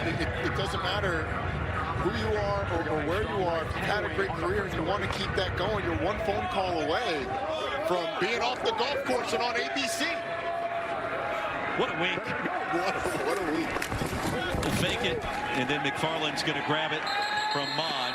Stopped at the line and driven backwards. No gain on the play. Roy, I'll tell you, when he first started telling me the story, he's like, I've been on the golf course. I thought he was saying he's just been playing. I was like, oh. I was like, what's our handicap? He goes, nah, man, I was working at the golf course. How's the short game? No. Yeah. A little bit of a different story. On spring football, tremendous UFL, giving opportunities to all of these players. You know, Mike Nolan told us this week, too, the league is better. There's more talent than just a year ago, and we've seen that at the line of scrimmage even in this game so far today. Screen pass, Greg Ward Jr. into plus territory, and Kai Nakua stops him 2 yards shy of the line of game. I love seeing those big offensive linemen get out in space and throwing blocks. Zuri, Henry, Derek Kelly, the right guard, right tackle, getting out. And our coach used to say, our offensive line coach used to say, once you get out there, big fish eats little fish. They did that on that one. Cole can relate. Problem is little fish swim a lot faster than big fish. They get away easy. They're down and 2. Mond's going to keep it. Mond up the middle, twisting and turning, and he falls backwards for the first down. How about that? A little quarterback counter. You get a couple of pullers from the backside. Kick out here, little seal block. Kellen Mond does a nice job reading it, getting behind the big offensive lineman, getting the first down. And that is something we expected to see more of today. More quarterback run from Kellen Mond, more designed quarterback run. You saw a counter on 3rd down there. Here we go. Hey, easy. Hey, let's go. Broncos push. Broncos push. Broncos push. Here we go. Frisco. Ready to go. Hand off to Corbin. Cole, I'll ask you too, why don't we see Mon in the zone read game a little bit more? It seems like the skill set is there. We haven't really seen that through his first 2.5 games with the Brahmas this year. It's not really something he came up doing a lot of. He would pull it every now and then under Jimbo Fisher's offense at Texas A&M, but I wouldn't necessarily reference him or categorize him as a zone read quarterback. Now, he's got great mobility. One of the things I always appreciated about him in college was his decisiveness of when to tuck the ball and run. He wasn't a thinker in the pocket. It was, okay, get out of here, and he would just go full speed north and south. After a loss of 1, here's Mon. Drop back toss. Roy, that's his strength right there. Like that's where Kellen Mond is best. In the pocket, surveying, delivering passes. We're in 2-play territory. Trey Wright, gold, 92 curl. Trey Wright, gold, 92 curl. You love the access there. You know they're going to go for it on 4th down if they come up short. Yeah, down 8. Letting your quarterback know before the play that you don't need it all if it's not there. 5-man front for the Panthers. Mond delivers high. Harris reels it in. Right past the line to gain. That's a first down in front of Lovely. And a gain of 9 yards on 3rd and 7. And a phenomenal job by Harris. Had the 2 drops early in the game, came back and made 2 plays. But watch this, being able to go up 10 to 12 yards, get in and out of your break, knowing that that defender's there, pluck the football out of the air with your hands, be strong at the catch point. Great job by Jacob Harris. And really nice job by that offensive line, sliding to the left, picking up a blitz, giving Kellerman time. Fake it to Corbin. Mond's going to run again. Positive gain into the red zone.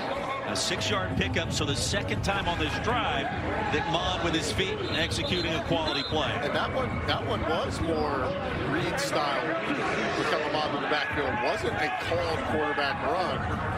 When we talked to Peyton Pardee about that, he said, you know, look, some of it is going to be changing up the looks that we give him in practice and the looks that we run those Reed-type plays against to help clear things up for Kellerman.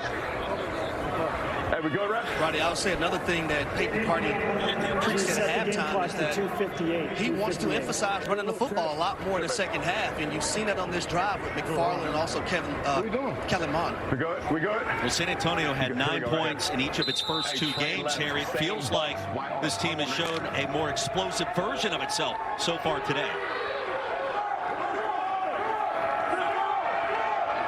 10th play of the drive, 2nd and 4. Who wants it this time? It'll be Corbin. And plows his way to the 15. That should be enough to move the chains. 41 in the game. Okay, we're staying in regular. All right. Tight. Blue F. X Waco YQ. Tight. Blue F. X Waco YQ. Hey, tight. Blue F corner. X Waco Y cube on 1. Ready? Tight.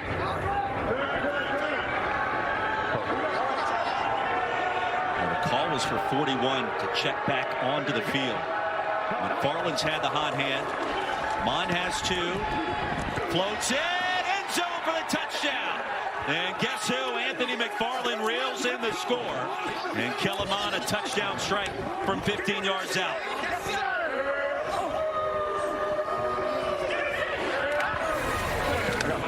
Well, that F corner is Anthony McFarland, who's going to come out and just run a corner route, but the safety gets picked off and actually hits. It looked like his own defender. It may have been one of the other receivers, but he ends up on the ground. Anthony McFarland ends up wide open. That's why you wanted 41 in the game, and that's why Peyton Pardee this week told us 41's going to touch the ball a lot in this one, both in the run game and the pass game. They'll go for 2 from the 5. Try to tie it up at 17.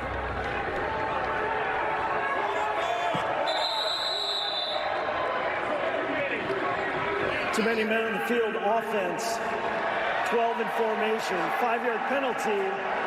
The try will still be for 2 points from the 10-yard line. So the 2-point chance now from the 10-yard line. Not necessarily easier, even with more real estate. San Antonio's got to avoid getting inside the 10-yard line because that's when they have penalties. They got to be able to score from outside the 10, apparently. 8th infraction against the Brahmas. Here we go. A red check. XTD, Y hook on 1. Ready?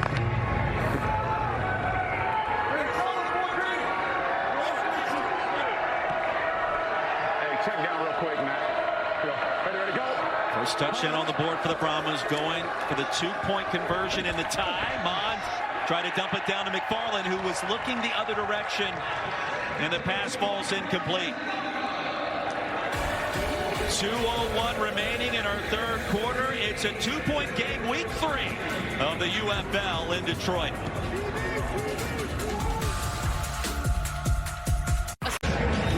We're back at Ford Field. I'm with offensive coordinator Peyton Pardee. You said at halftime you wanted to emphasize the run game on that last drive. It was Kellerman, it was McFarland, it was Corbin. Talk about the mindset of what you've seen. I'm going to say this, I'm obviously very biased. I really think we have an excellent group of players, and our O-line, they play lights out. I told them all this week, this is not about me, this is about them. And these players executing. So that's kind of what I was alluding to when we were talking earlier this week, right?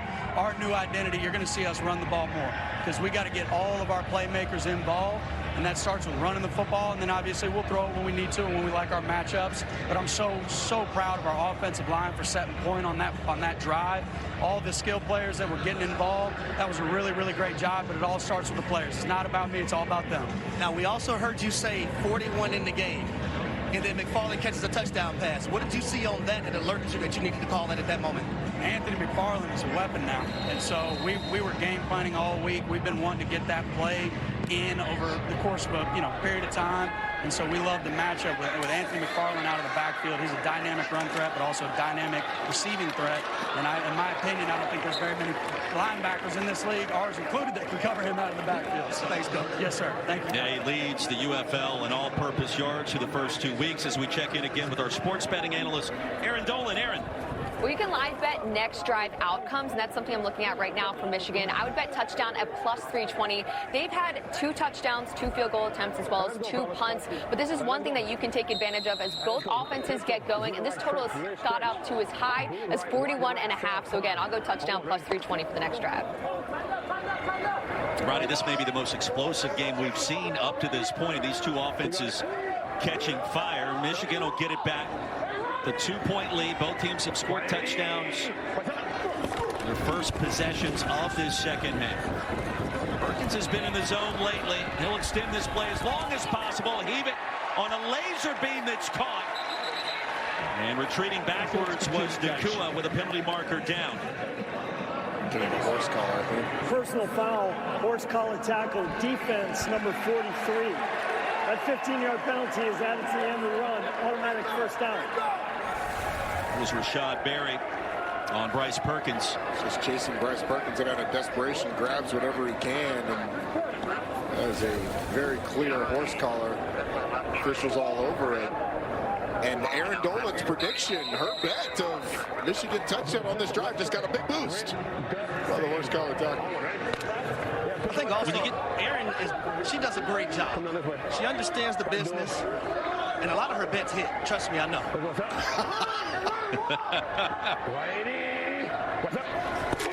Time winding down here in the third quarter. Sheridan, a spin move. Oh, he pressed the X button. Sheridan to the end zone. Aaron Dolan to the bank. Big play, Jaden. Extending the Panthers lead. Cha-ching.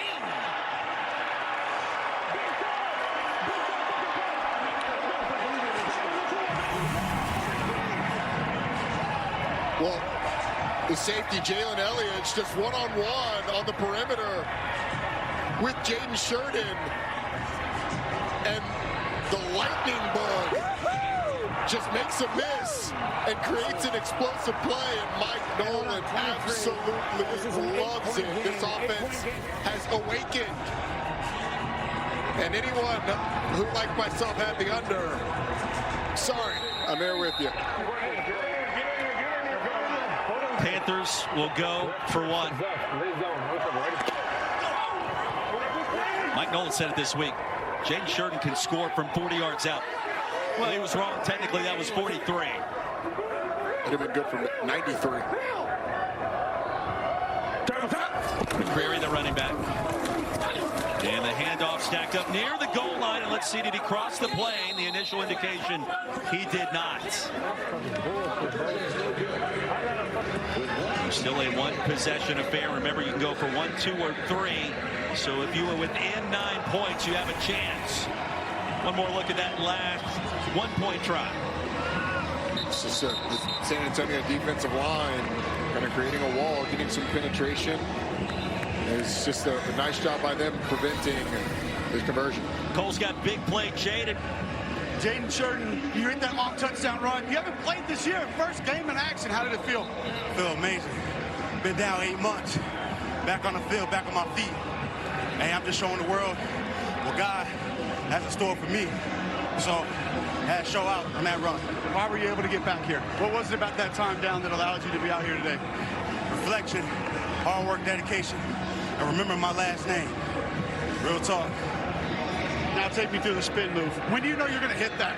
When do you decide that the defender is somewhere that you're going to make him miss that way? It's all timing. You know, I tried to hit it on my second carry. I missed it. So I know what I need to do. Thank you, Jay. All right. Roddy, is it the X button, the square, the circle that gets you the spin? I think it's circle that hits you the spin. I was never quite able to master the spin. I always ended up with a linebacker in my face when I came out of the spin. Corbin spin cycles his way down to the 30 here. And the NFL draft right around the corner. The festivities get underway Thursday, April 24th from Lambeau Field in Green Bay. Coverage available on ESPN and also ABC. It feels like, as you look at the guys who've been drafted in the UFL, it feels like in the draft this year, the drama starts at 2, maybe 3. But Cam Ward feels like he's going to be number 1. Then number 2, do you take Abdul Carter? Do you go with maybe a Travis Hunter? It's going to be interesting. John Lovett, the carry. Draft is always interesting, and it's also because who can trade up and sneak into that top 5 and maybe wreak havoc. The fascinating one, I think, is going to be Shedeur Sanders, and that's no secret. I'm not the only one who thinks that. But having seen him a lot this year, the only question mark that you have really about him is the arm strength. I think everything else, you feel pretty good about what you're getting with Shedeur Sanders. But outside of the arm strength, which is a big thing for GMs to get over, I think he checks a lot of boxes. Ready, go. No. For a gain of 4, Mond. Nobody home. Miscommunication there with John Lovett, who turned around outside, and Mond thought he was going to head back a little deeper. The pressure from Tafua. I think Tafua is what caused that incompletion. It looks like he got the arm of Kellen Mond before he was able to release it the way he wants. And now San Antonio is in a position that they have been okay in, but certainly not an advantageous spot. Time winding down here at the end of the 3rd. Does Mond want to get off one more snap? He does not. This is the end of the 3rd quarter. 3rd down and 6 to begin the 4th quarter. A 1-possession game here at Ford Field between the Brahmas and the Panthers.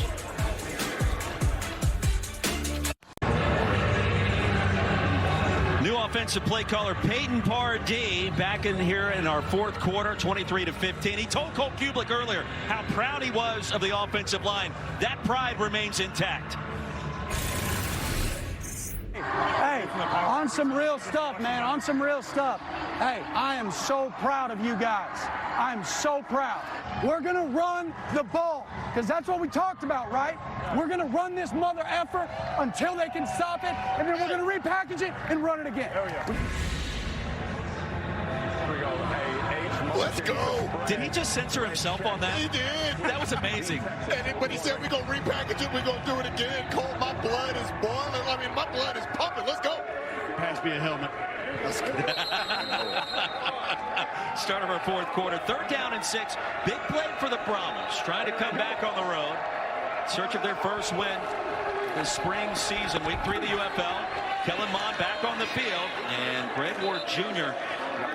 going to be stopped just shy of the line to gain by DJ Miller. And it's 4th down. What do you do here? It looks like they're going to stay on the field. This is one of those, I think you go for it. I think that would have been a decision that I would have made. 4th and short. It's a first down. It's a first down. Okay, let's go here. I know, let's go. Trey left, same Bucks YR. Trey left, same Bucks YR. No, it's 24. They reset it. Trey left, same Bucks YR. On one, ready? They did rule it a first down. There you go. It looked pretty close to the first down line. That's why I was advocating to go for it. And the Chains, they moved late. It's a first down. And John Lovett over the left side. A 2-yard gain. Noah Dawkins with the tackle. Yeah, the forward progress on that last completion got right there. And it was just enough by an inch. Here we go. A Y shift to strong right. Q Penguin on one right. Left side, left side.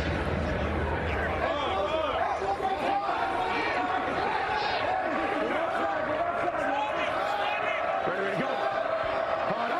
Almost with 15 points on the board, the most they've scored this season, making the change at offensive coordinator after A.J. Smith resigned back on Tuesday. I mean, there's been a lot of drama surrounding this franchise in the last 10 days, and Mon picks up the first. So watch what the fake does this defensive end and how it creates a really easy block for the guard coming around. When Kellen Mond sticks the ball in the belly of the running back, defensive end crashes down, makes it really easy for the offensive lineman, that guard coming around, to pin the defensive end inside, get around on that quarterback counter. Really nicely designed play.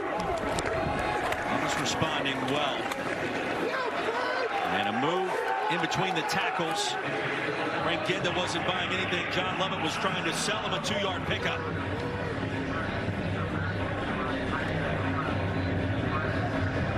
I mean, guys, it is saying something. You change offensive play callers. You insert Peyton Pardee, who's never called plays before. Jet sweep right. Hey, on the Frisco, ready? Hey, go. Hey, Bronco for you. Hey, you're leading to the right. Frisco. Easy. Hey, let's go, Frisco. Hey, Bronco. Stay. Right there, stay. Frisco, ready, go. It'll be Lovett again, probing his way around the left side. Brahmas in plus territory, a 4-yard gain. It'll be 3rd and medium as Tarpley records the tackle. All right, let's go here. Okay, go trips left, red F seam, Y level, Z out, purple it. Trips left, red F seam, Y level, Z out, purple. Hey, we're on the purple. Hey, trips right, blue F seam, X out levels on the purple, ready? Yes, purple. Purple should be freeze play, so they'll give him a hard count here, try to get him to jump.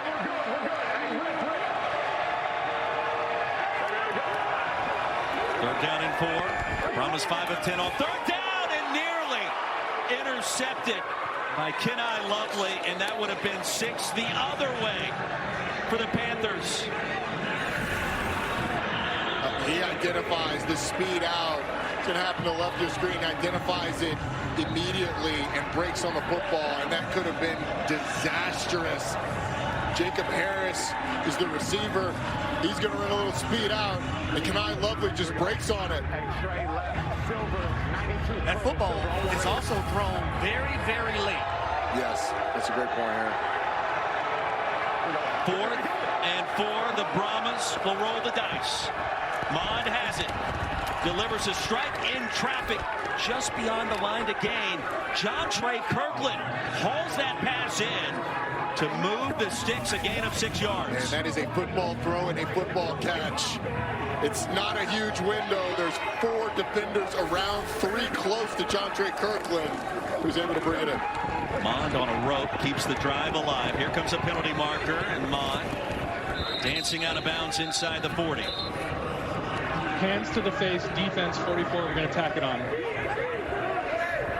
Illegal use of hands, hand to the face, defense, number 44. That 5-yard penalty is tapped onto the under run, automatic first down. Garrett Marino talked about how he loves to talk trash. That time, the infraction. Yeah, he's right there in the middle of your screen, just going to push. Watch the head of Sam Tecklenburg. Just as soon as that thing gets pushed back, it's an indication to the officials that a foul has occurred. They look and see it. Let's go. Blow the flag. Denver, H-jet sweep on the Frisco, ready? Hey, easy. Hey, we're going Boston. Hey, you're leading left. Hey, Frisco. Ready to go. Ward has it on the edge. And Greg Ward Jr. went to Old Dominion, a native of Tyler, Texas, picks up 3 on the speed sweep. But I like how San Antonio has mixed it up. We've seen different forms of the run game, quarterback run, obviously the traditional run with the running backs. Now we see a little jet sweep to the receiver. Peyton Pardee has been really not only committed, but creative in the different ways that he's run the football. Yeah, technically a pop pass. That's a reception for Ward. And more markers on the field. False start offense, number 17, 5-yard penalty, still 2nd down. Harry, isn't that kind of hard to do as a wide receiver? Especially when you're only supposed to be looking at the ball. Not the snap count. Don't listen to the words, guys. Watch the ball, I should say. It's a tough penalty. And the penalties have hurt San Antonio over and over and over. When they go back and watch the film, they're going to really be disappointed at the undisciplined penalties that they've had that have made it harder. By rule of foul in the fourth quarter goes on the snap. 9:35 on the clock. Game clock operator, 9:35. Put the clock back to 9:35. You mentioned the penalties. 10 now and counting on the Brahmas today. And they've been really, no penalties never come at great times, but it's felt like so many of San Antonio's have been very untimely. Forward motions in, then back out for Kellen Mond. They tried to set up the screen. It was blocked by Rondell Carter.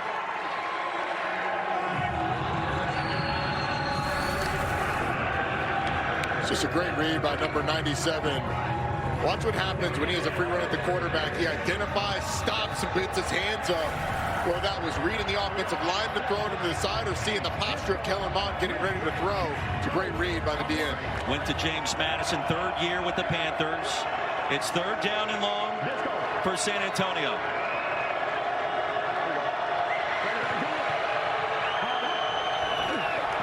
Problem with the snap. Floated back, and Mond loses the football.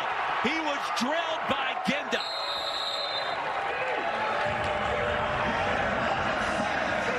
Willie Tyler able to jump on top of it. Roddy, that's a loss of 13. And they needed it. The missed snap is what really causes it. Kellen Mond is late on his drop. You've got Ginda coming off the edge. And then it's good that Willie Tyler was back there to recover the fumble, because it was a fumble. It came out before Kellen Mond hit the ground. It's pushed San Antonio to the point where, do you try? You're way too far to try field goal. How far would it be from here? 63? 64? Around 64. D. Strong told me before the game he had 60. Now, in a dome, that helps a little bit. Willicus also involved, blowing that last play up. And they've got the offense on the field here on 4th and 24. You like this? No, I don't.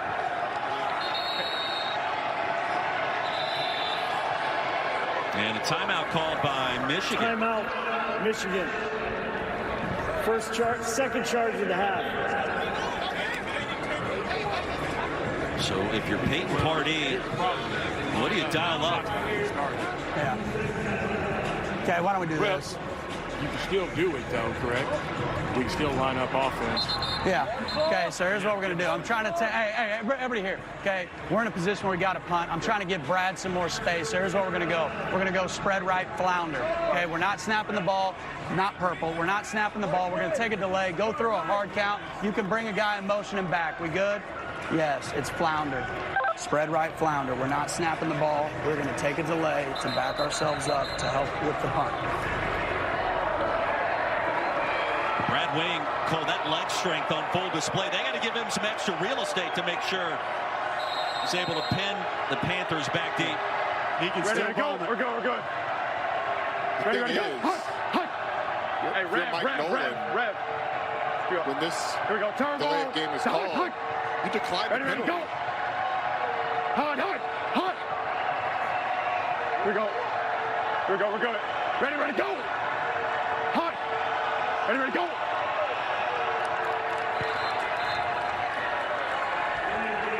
Offense, 5-yard penalty, 4th down. Just leave it there. I'm going to decline it, okay? Just leave it there. Huh? Well, I want defense on the field. This is going to be a fair catch, guys. I don't care about return. I want defense on the field. Fair catch the ball. Roddy, you forecasted that whole situation beautifully, by the way. Peyton Pardee's out of here playing chess. Mike Nolan's been doing this a long time. He knows the chessboard when he sees one. So I do like how adamant he was about the defense being on the field. It's 4th and 24. Just want to be safe. Keep the defense out. Fair catch. Trying to win their first home game after losing to Birmingham last week. Wing, end over end. Lee Turner going to watch it bounce and carry him across the goal line towards the end zone.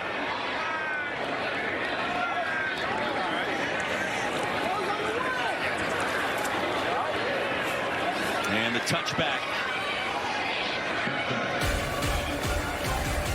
23-15 our score. The UFL will continue after these messages and a word from our ABC stations.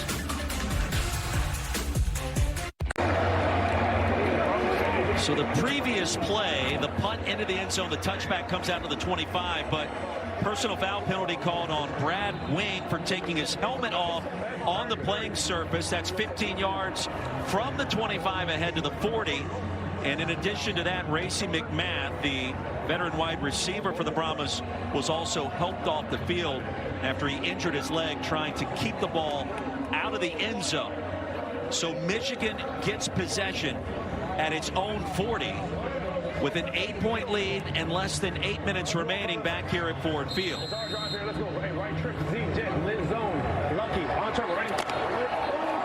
This feels like a position, a unit-defining drive. Put the game away. Michigan has the opportunity to do it here. Panthers with Bryce Perkins at quarterback after Etley was injured in the first half. And the handoff at Sheridan again. No, the ball was kept on the RPO. And it went wide, looking for Malik Turner. They got you, huh, boy? They did. Milk with a banana in the tailpipe. Hey, that's how effective they've been, both handing the ball off to Jaden Sheridan, keeping it with Bryce Perkins, and obviously slinging it down the field. 2nd down and 6.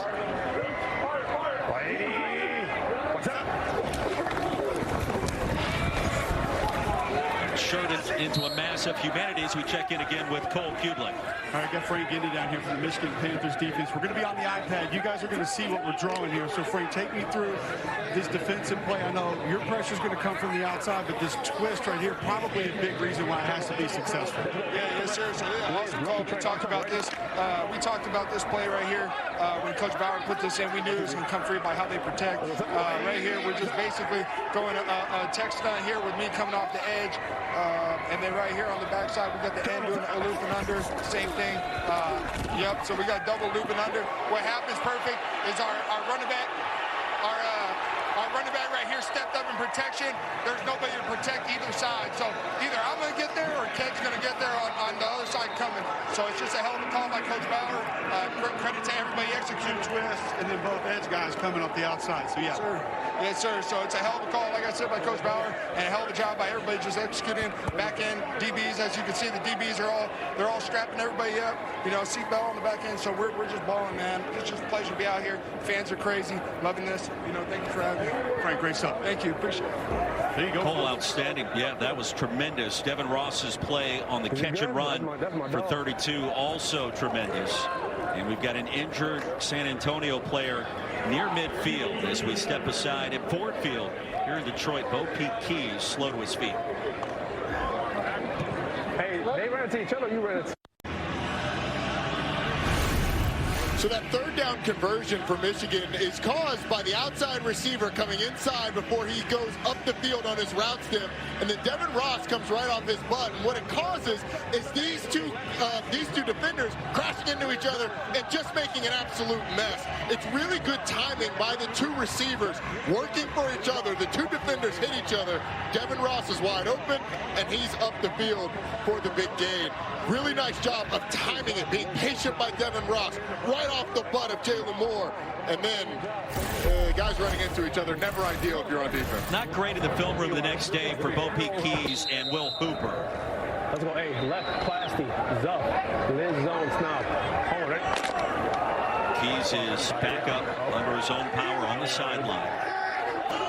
End result is a 32-yard pitch and catch. Lady, what's up? Perkins keeps it, sidearm delivery, and outside of Jalen Moore, he'll get what he can, tiptoeing down that far sideline.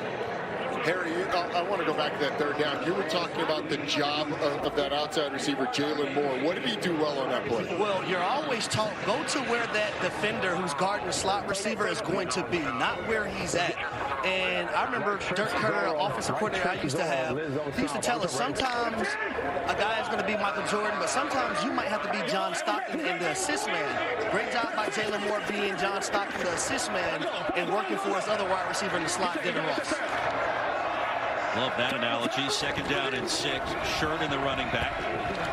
We'll get the carry this time. Boy, Perkins' sleight of hand, some of those fakes has been tremendous. Beckett, the tackle, no gain on the play. It's 3rd down. Hey, Roy and Harry, so basically what Dirk Cutter's saying is just be a Hall of Famer. That's it. Game 6 NBA Finals, go do your thing. You got to remember, Cole, I was in a meeting room with Rodney White and Julio Jones. Oh, he can say those things in. Matt Ryan is the trigger man, so yeah, there were a lot of guys who were going to be in Ken one day. And Tony Gonzalez. Tony Gonzalez. 3rd down and 6, approaching 5 to play. Michigan, an 8-point lead. Many points on this possession makes it a 2-possession game, and it's intercepted. Jordan Williams keeps it in bounds, still on his feet, racing back the other way. And the San Antonio Brahmas right back in the mix.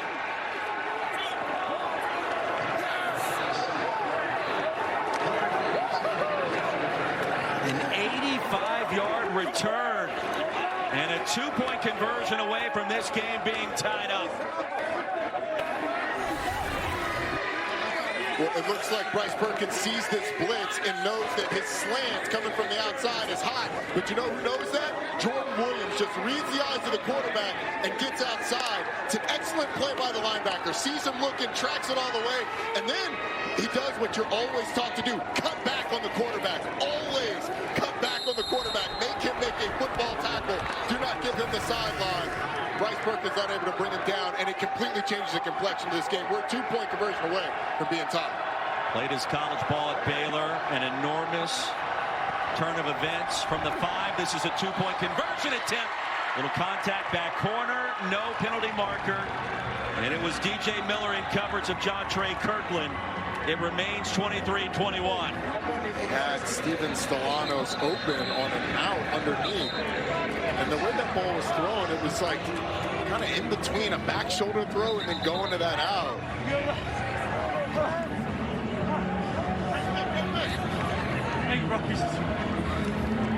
That's right. The challenge flag is out. Okay. San Antonio is challenging the previous play not for playing the ball. He starts to look, but I've got the right hand across the receiver's body, and he's trying to get back. Do we have anything else, any other ISOs on the action here?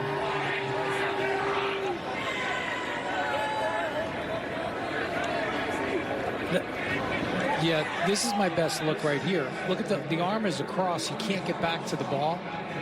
What's the number? 14.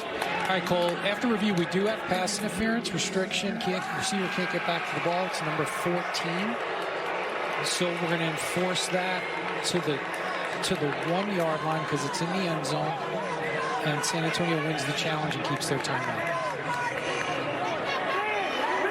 After review, pass interference, defense number 14. By rule, the ball is placed at the 1-yard line. It'll be a try for 2 points from the 1-yard line. They're back in business, and it was DJ Miller who had the 2 picks last week. First player in the UFL to do that in a singular game. And a bit too handsy that time, Rodney. I don't know if Peyton Pardee is making that decision by himself to throw the challenge flag, but a great challenge, obviously, when it gets overturned. Even if it hadn't, though, I think it was worth the challenge. And now you've got a second chance to tie this game up. And guys, it's a 2-point try from the 1-yard line as opposed to the 5.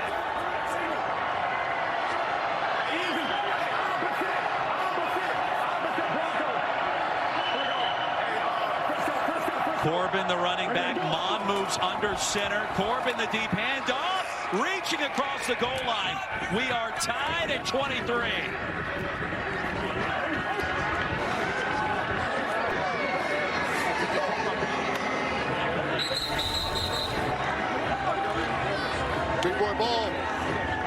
Center of the goal line. You run this drill all the time in camp. Need to get 1 yard.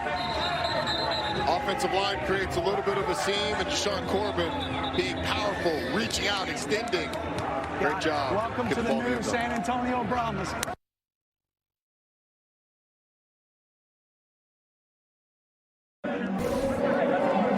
Feeling good, dapping it up. A new play caller. It was all boosted by the 85-yard touchdown return of the interception from Jordan Williams. And new life for the Brahmas. Rob, they're trying to win their first game of the season. Now with the chance, and we send you down to Harry Douglas. Jordan Williams, 85-yard interception return for a touchdown.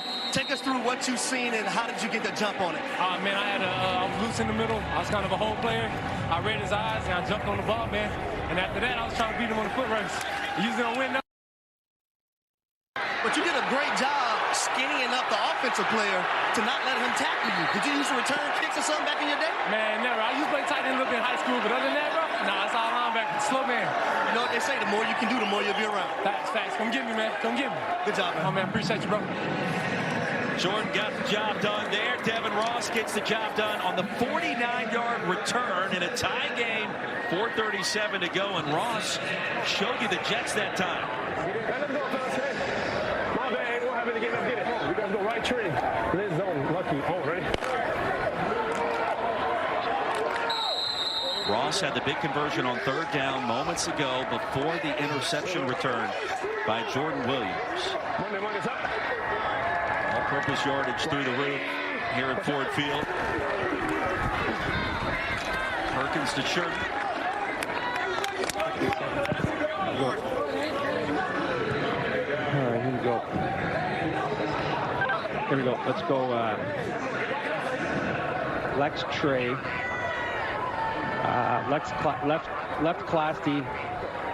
Zaf Lizon Snap. Let's go left classy. Zaf Lizon Snap. What's up, ready?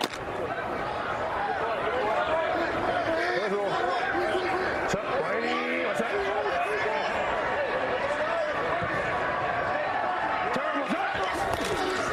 Morwin in motion.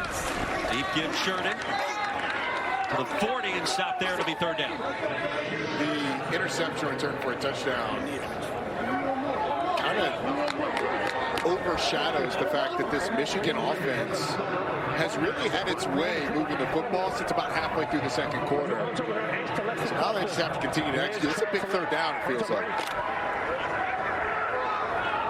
Panthers need 5. 3.5 minutes remaining. What a game at Ford Field. Big plays for both sides. Perkins, pocket collapse. He sends it across the middle to Turner. Rolls his way inside the 30. Henry Black stopped him. That's a gain of 13. So, Roddy, literally the same play that they ran earlier in the game on a third down where Devin Ross caught. This is the same exact play that Malik Turner runs. You're exactly right, Harry. It's great identification because this time they motion him across the formation, but he pushes outside to get the defender to jump. Defender jumps outside, he goes right back in. Great delivery by Bryce Perkins, and a good job going back to that play because it's been big for him twice, Harry. Michigan on the move, and the clock continues to run. Perkins will keep it. He faked the handoff. It came late, and a 2-yard pickup. Bryce Perkins missed the read there. Should have handed that ball off. They tricked him a little bit. Perkins has been tricky all game. Harry called it the banana in the tailpipe syndrome that we mentioned earlier. Only one person gets caught in the banana in the tailpipe. The rest of us didn't see what's going on. Shout out to Eddie Murphy and Beverly Hills Cops. 3 great movies, I believe, with back in the day. Panthers taking their time, and we hit the 2-minute warning. Tied at 23. More drama in Detroit. The UFL continues after these messages and a word from our ABC stations.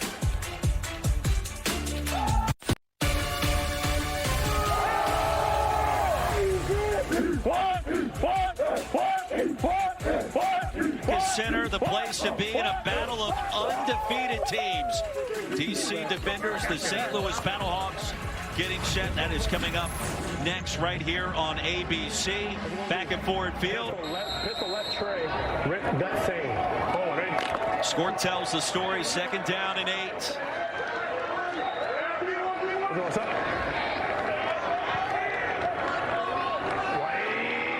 What's up? Perkins in the handoff to Ottawa. Working at a golf course a week ago, running the football just 6 days later. Devontae Beckett with a tackle. And now Brahmas are going to call a timeout.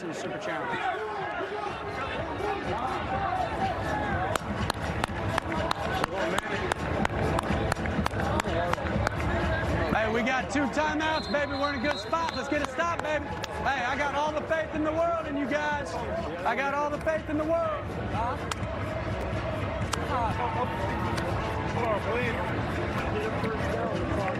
Nate Pardee as the new offensive play call. The first time he's ever called ball plays in his college career or at any level of that, for that matter, in football. He's done a nice job, and all this coming with Wade Phillips also not feeling well today back in the locker room.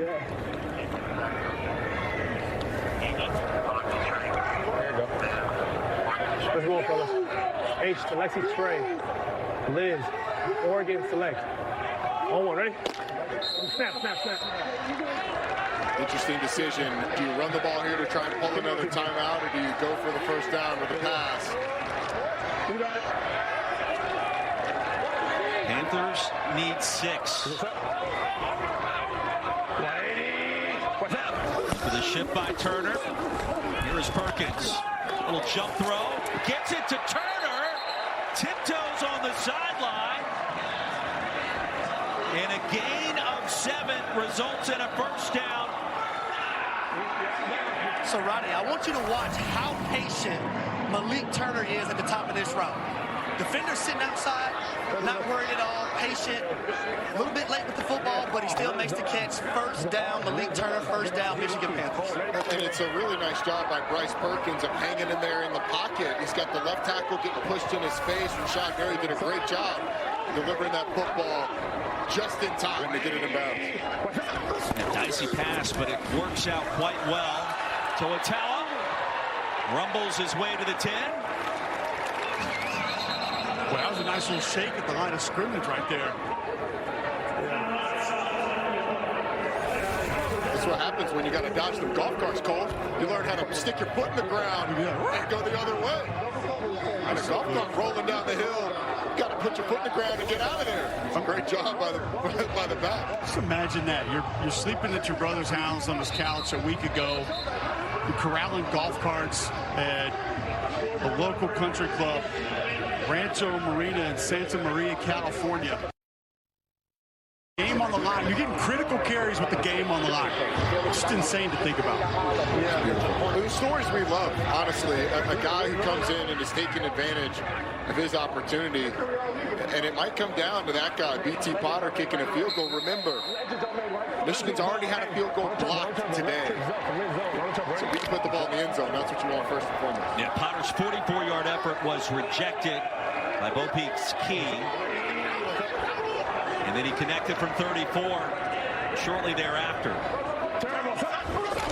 2nd down and 3. Perkins, the snap came in low. He jumps right on top of it. That could have been disaster for the Panthers.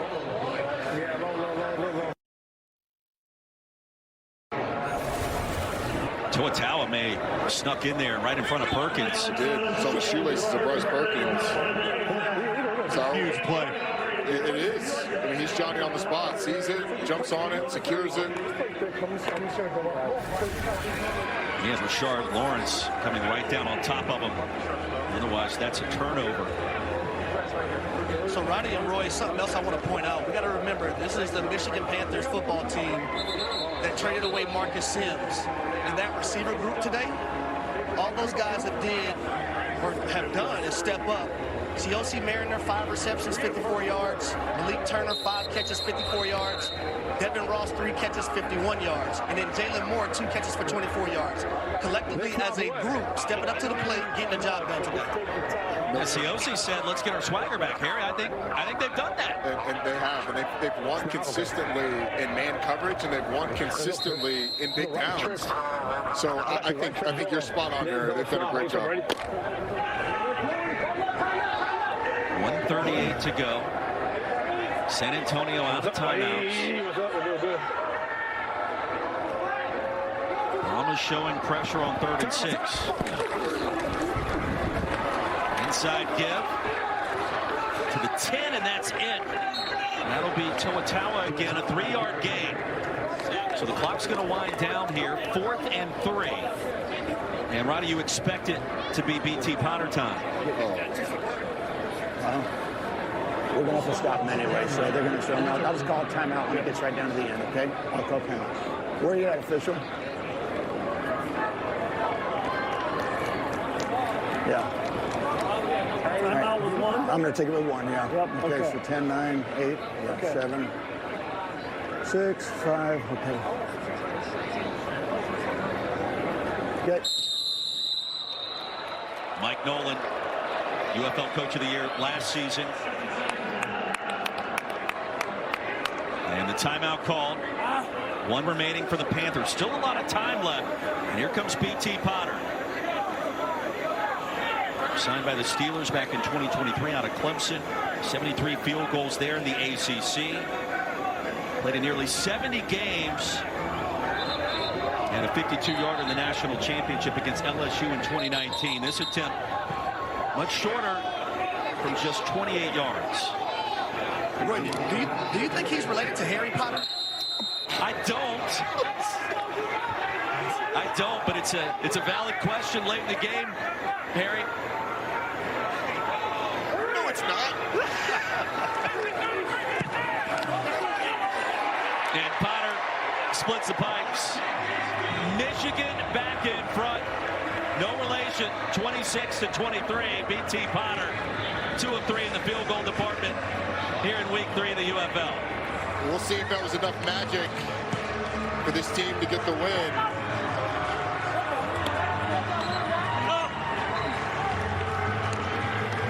And here's Peyton Pardee. Receivers, just be alert. Remember, we have spike, spike, spike if we need it this drive, and cues. Be alert. Spike, spike, spike. We good with that? Right?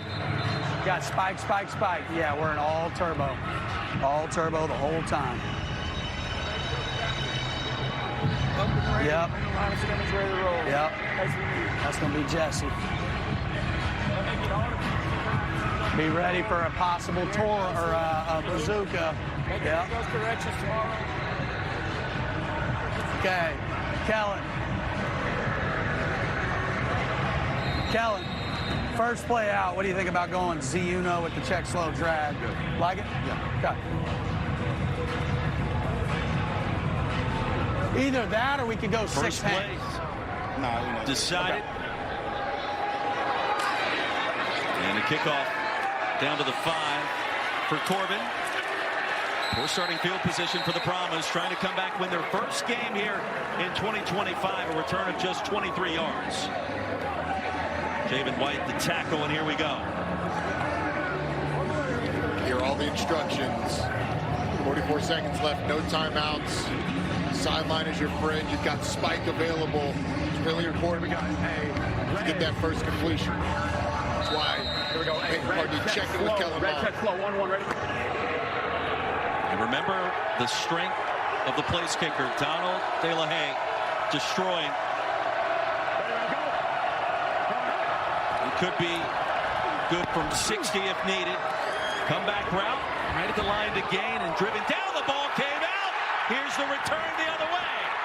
Arnold Tarpley III able to corral it, and a lot to unpack here. To the naked eye, Roy, I thought he was down before the ball came out. We'll get a replay. It's like he's got control.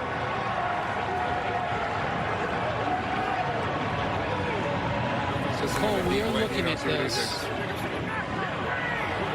Okay, I've got him down with control.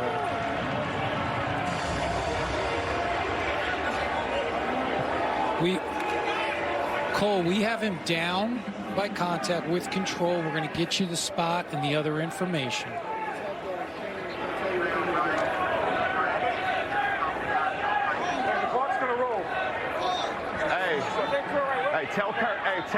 Hey, Ward, Greg, tell him pylon. Hey, flip red. Hey, so, Roddy, with possession, obviously, the ball came out after the fact.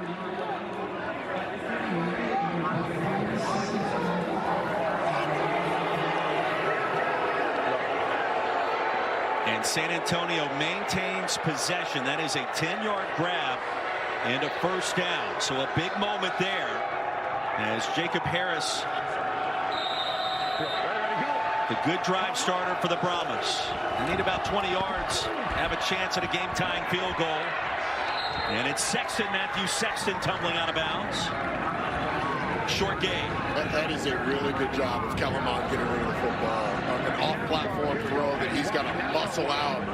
Rondell Carter in his face. It's good quarterback play, knowing where you got to get the ball to with pressure in your face. Get you to St. Louis when this game concludes here at Ford Field, and Mond sails that one high for Harris. Let's go here. You got a clock stoppage. All right, so let's go. Okay, let's go. Trips right. Flip blue, H disco dose. Trips right, flip blue, H disco dose.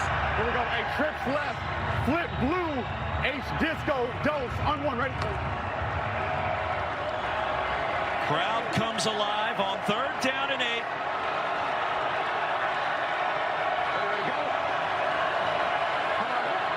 McFarland, the running back. Mond has to go. He escapes off the pump fake. And the Hensy ahead towards the 49. Right at the line to gain. That is a first down.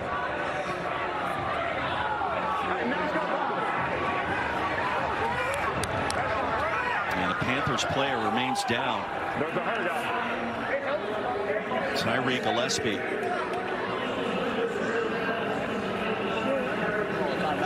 That is untimely. Certainly, Gillespie's okay. But it gives San Antonio a chance to catch their breath. Literally gives Kellen Mond a chance to catch his breath after that run in the quarterback position. And Cole, think about it. You talked to De La Haye pregame. What was the distance he was comfortable with in terms of a field goal? I said pregame, what's our long tonight? What do we got? He said, I got 60. So he needs about 9 more yards. That place kick would come right from midfield.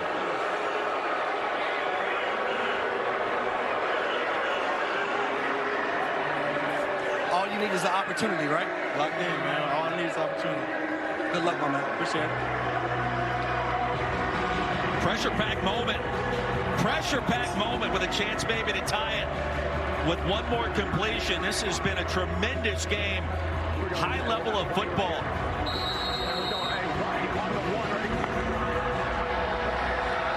26-23. Brahmas on the move near midfield. Can't have a sack here. No timeouts in movement. Well, the right tackle jumped after Rondell Carter jumped the line. Neutral zone infraction, defense number 97. 5-yard penalty, still first down.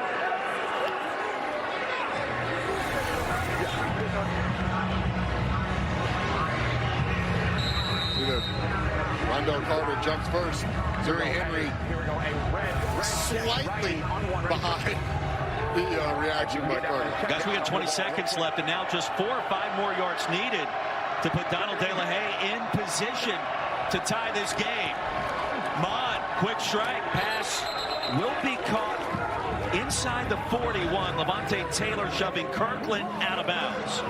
Okay. Let's go here. Okay. Let's go righty again, righty again, righty again. Okay, we need 3 yards to get into field goal range. Righty again.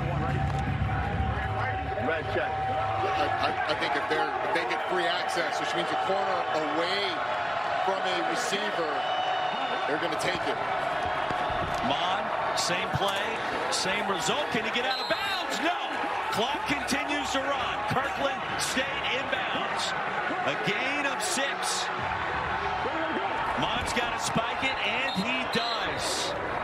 And it all comes down to this with 3 seconds remaining. A field goal attempt to tie it up from Donald De La Haye. I'll put this on the YouTube channel. What a moment this could be for the Brahmas in search of their first win of the season. And a chance to stay alive late.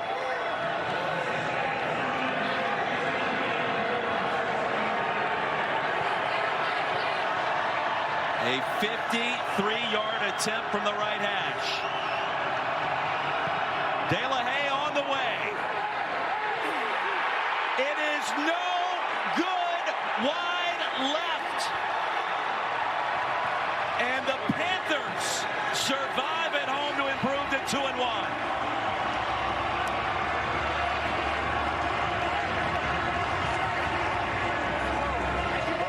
26-23, the final score. Brahmas fall to 0-3. Michigan improves to 2-1. For our entire UFL broadcast team, thank you for watching. Let's get you to Joe Tessitore in St. Louis for the second game of our doubleheader as the Battlehawks host the DC Defenders.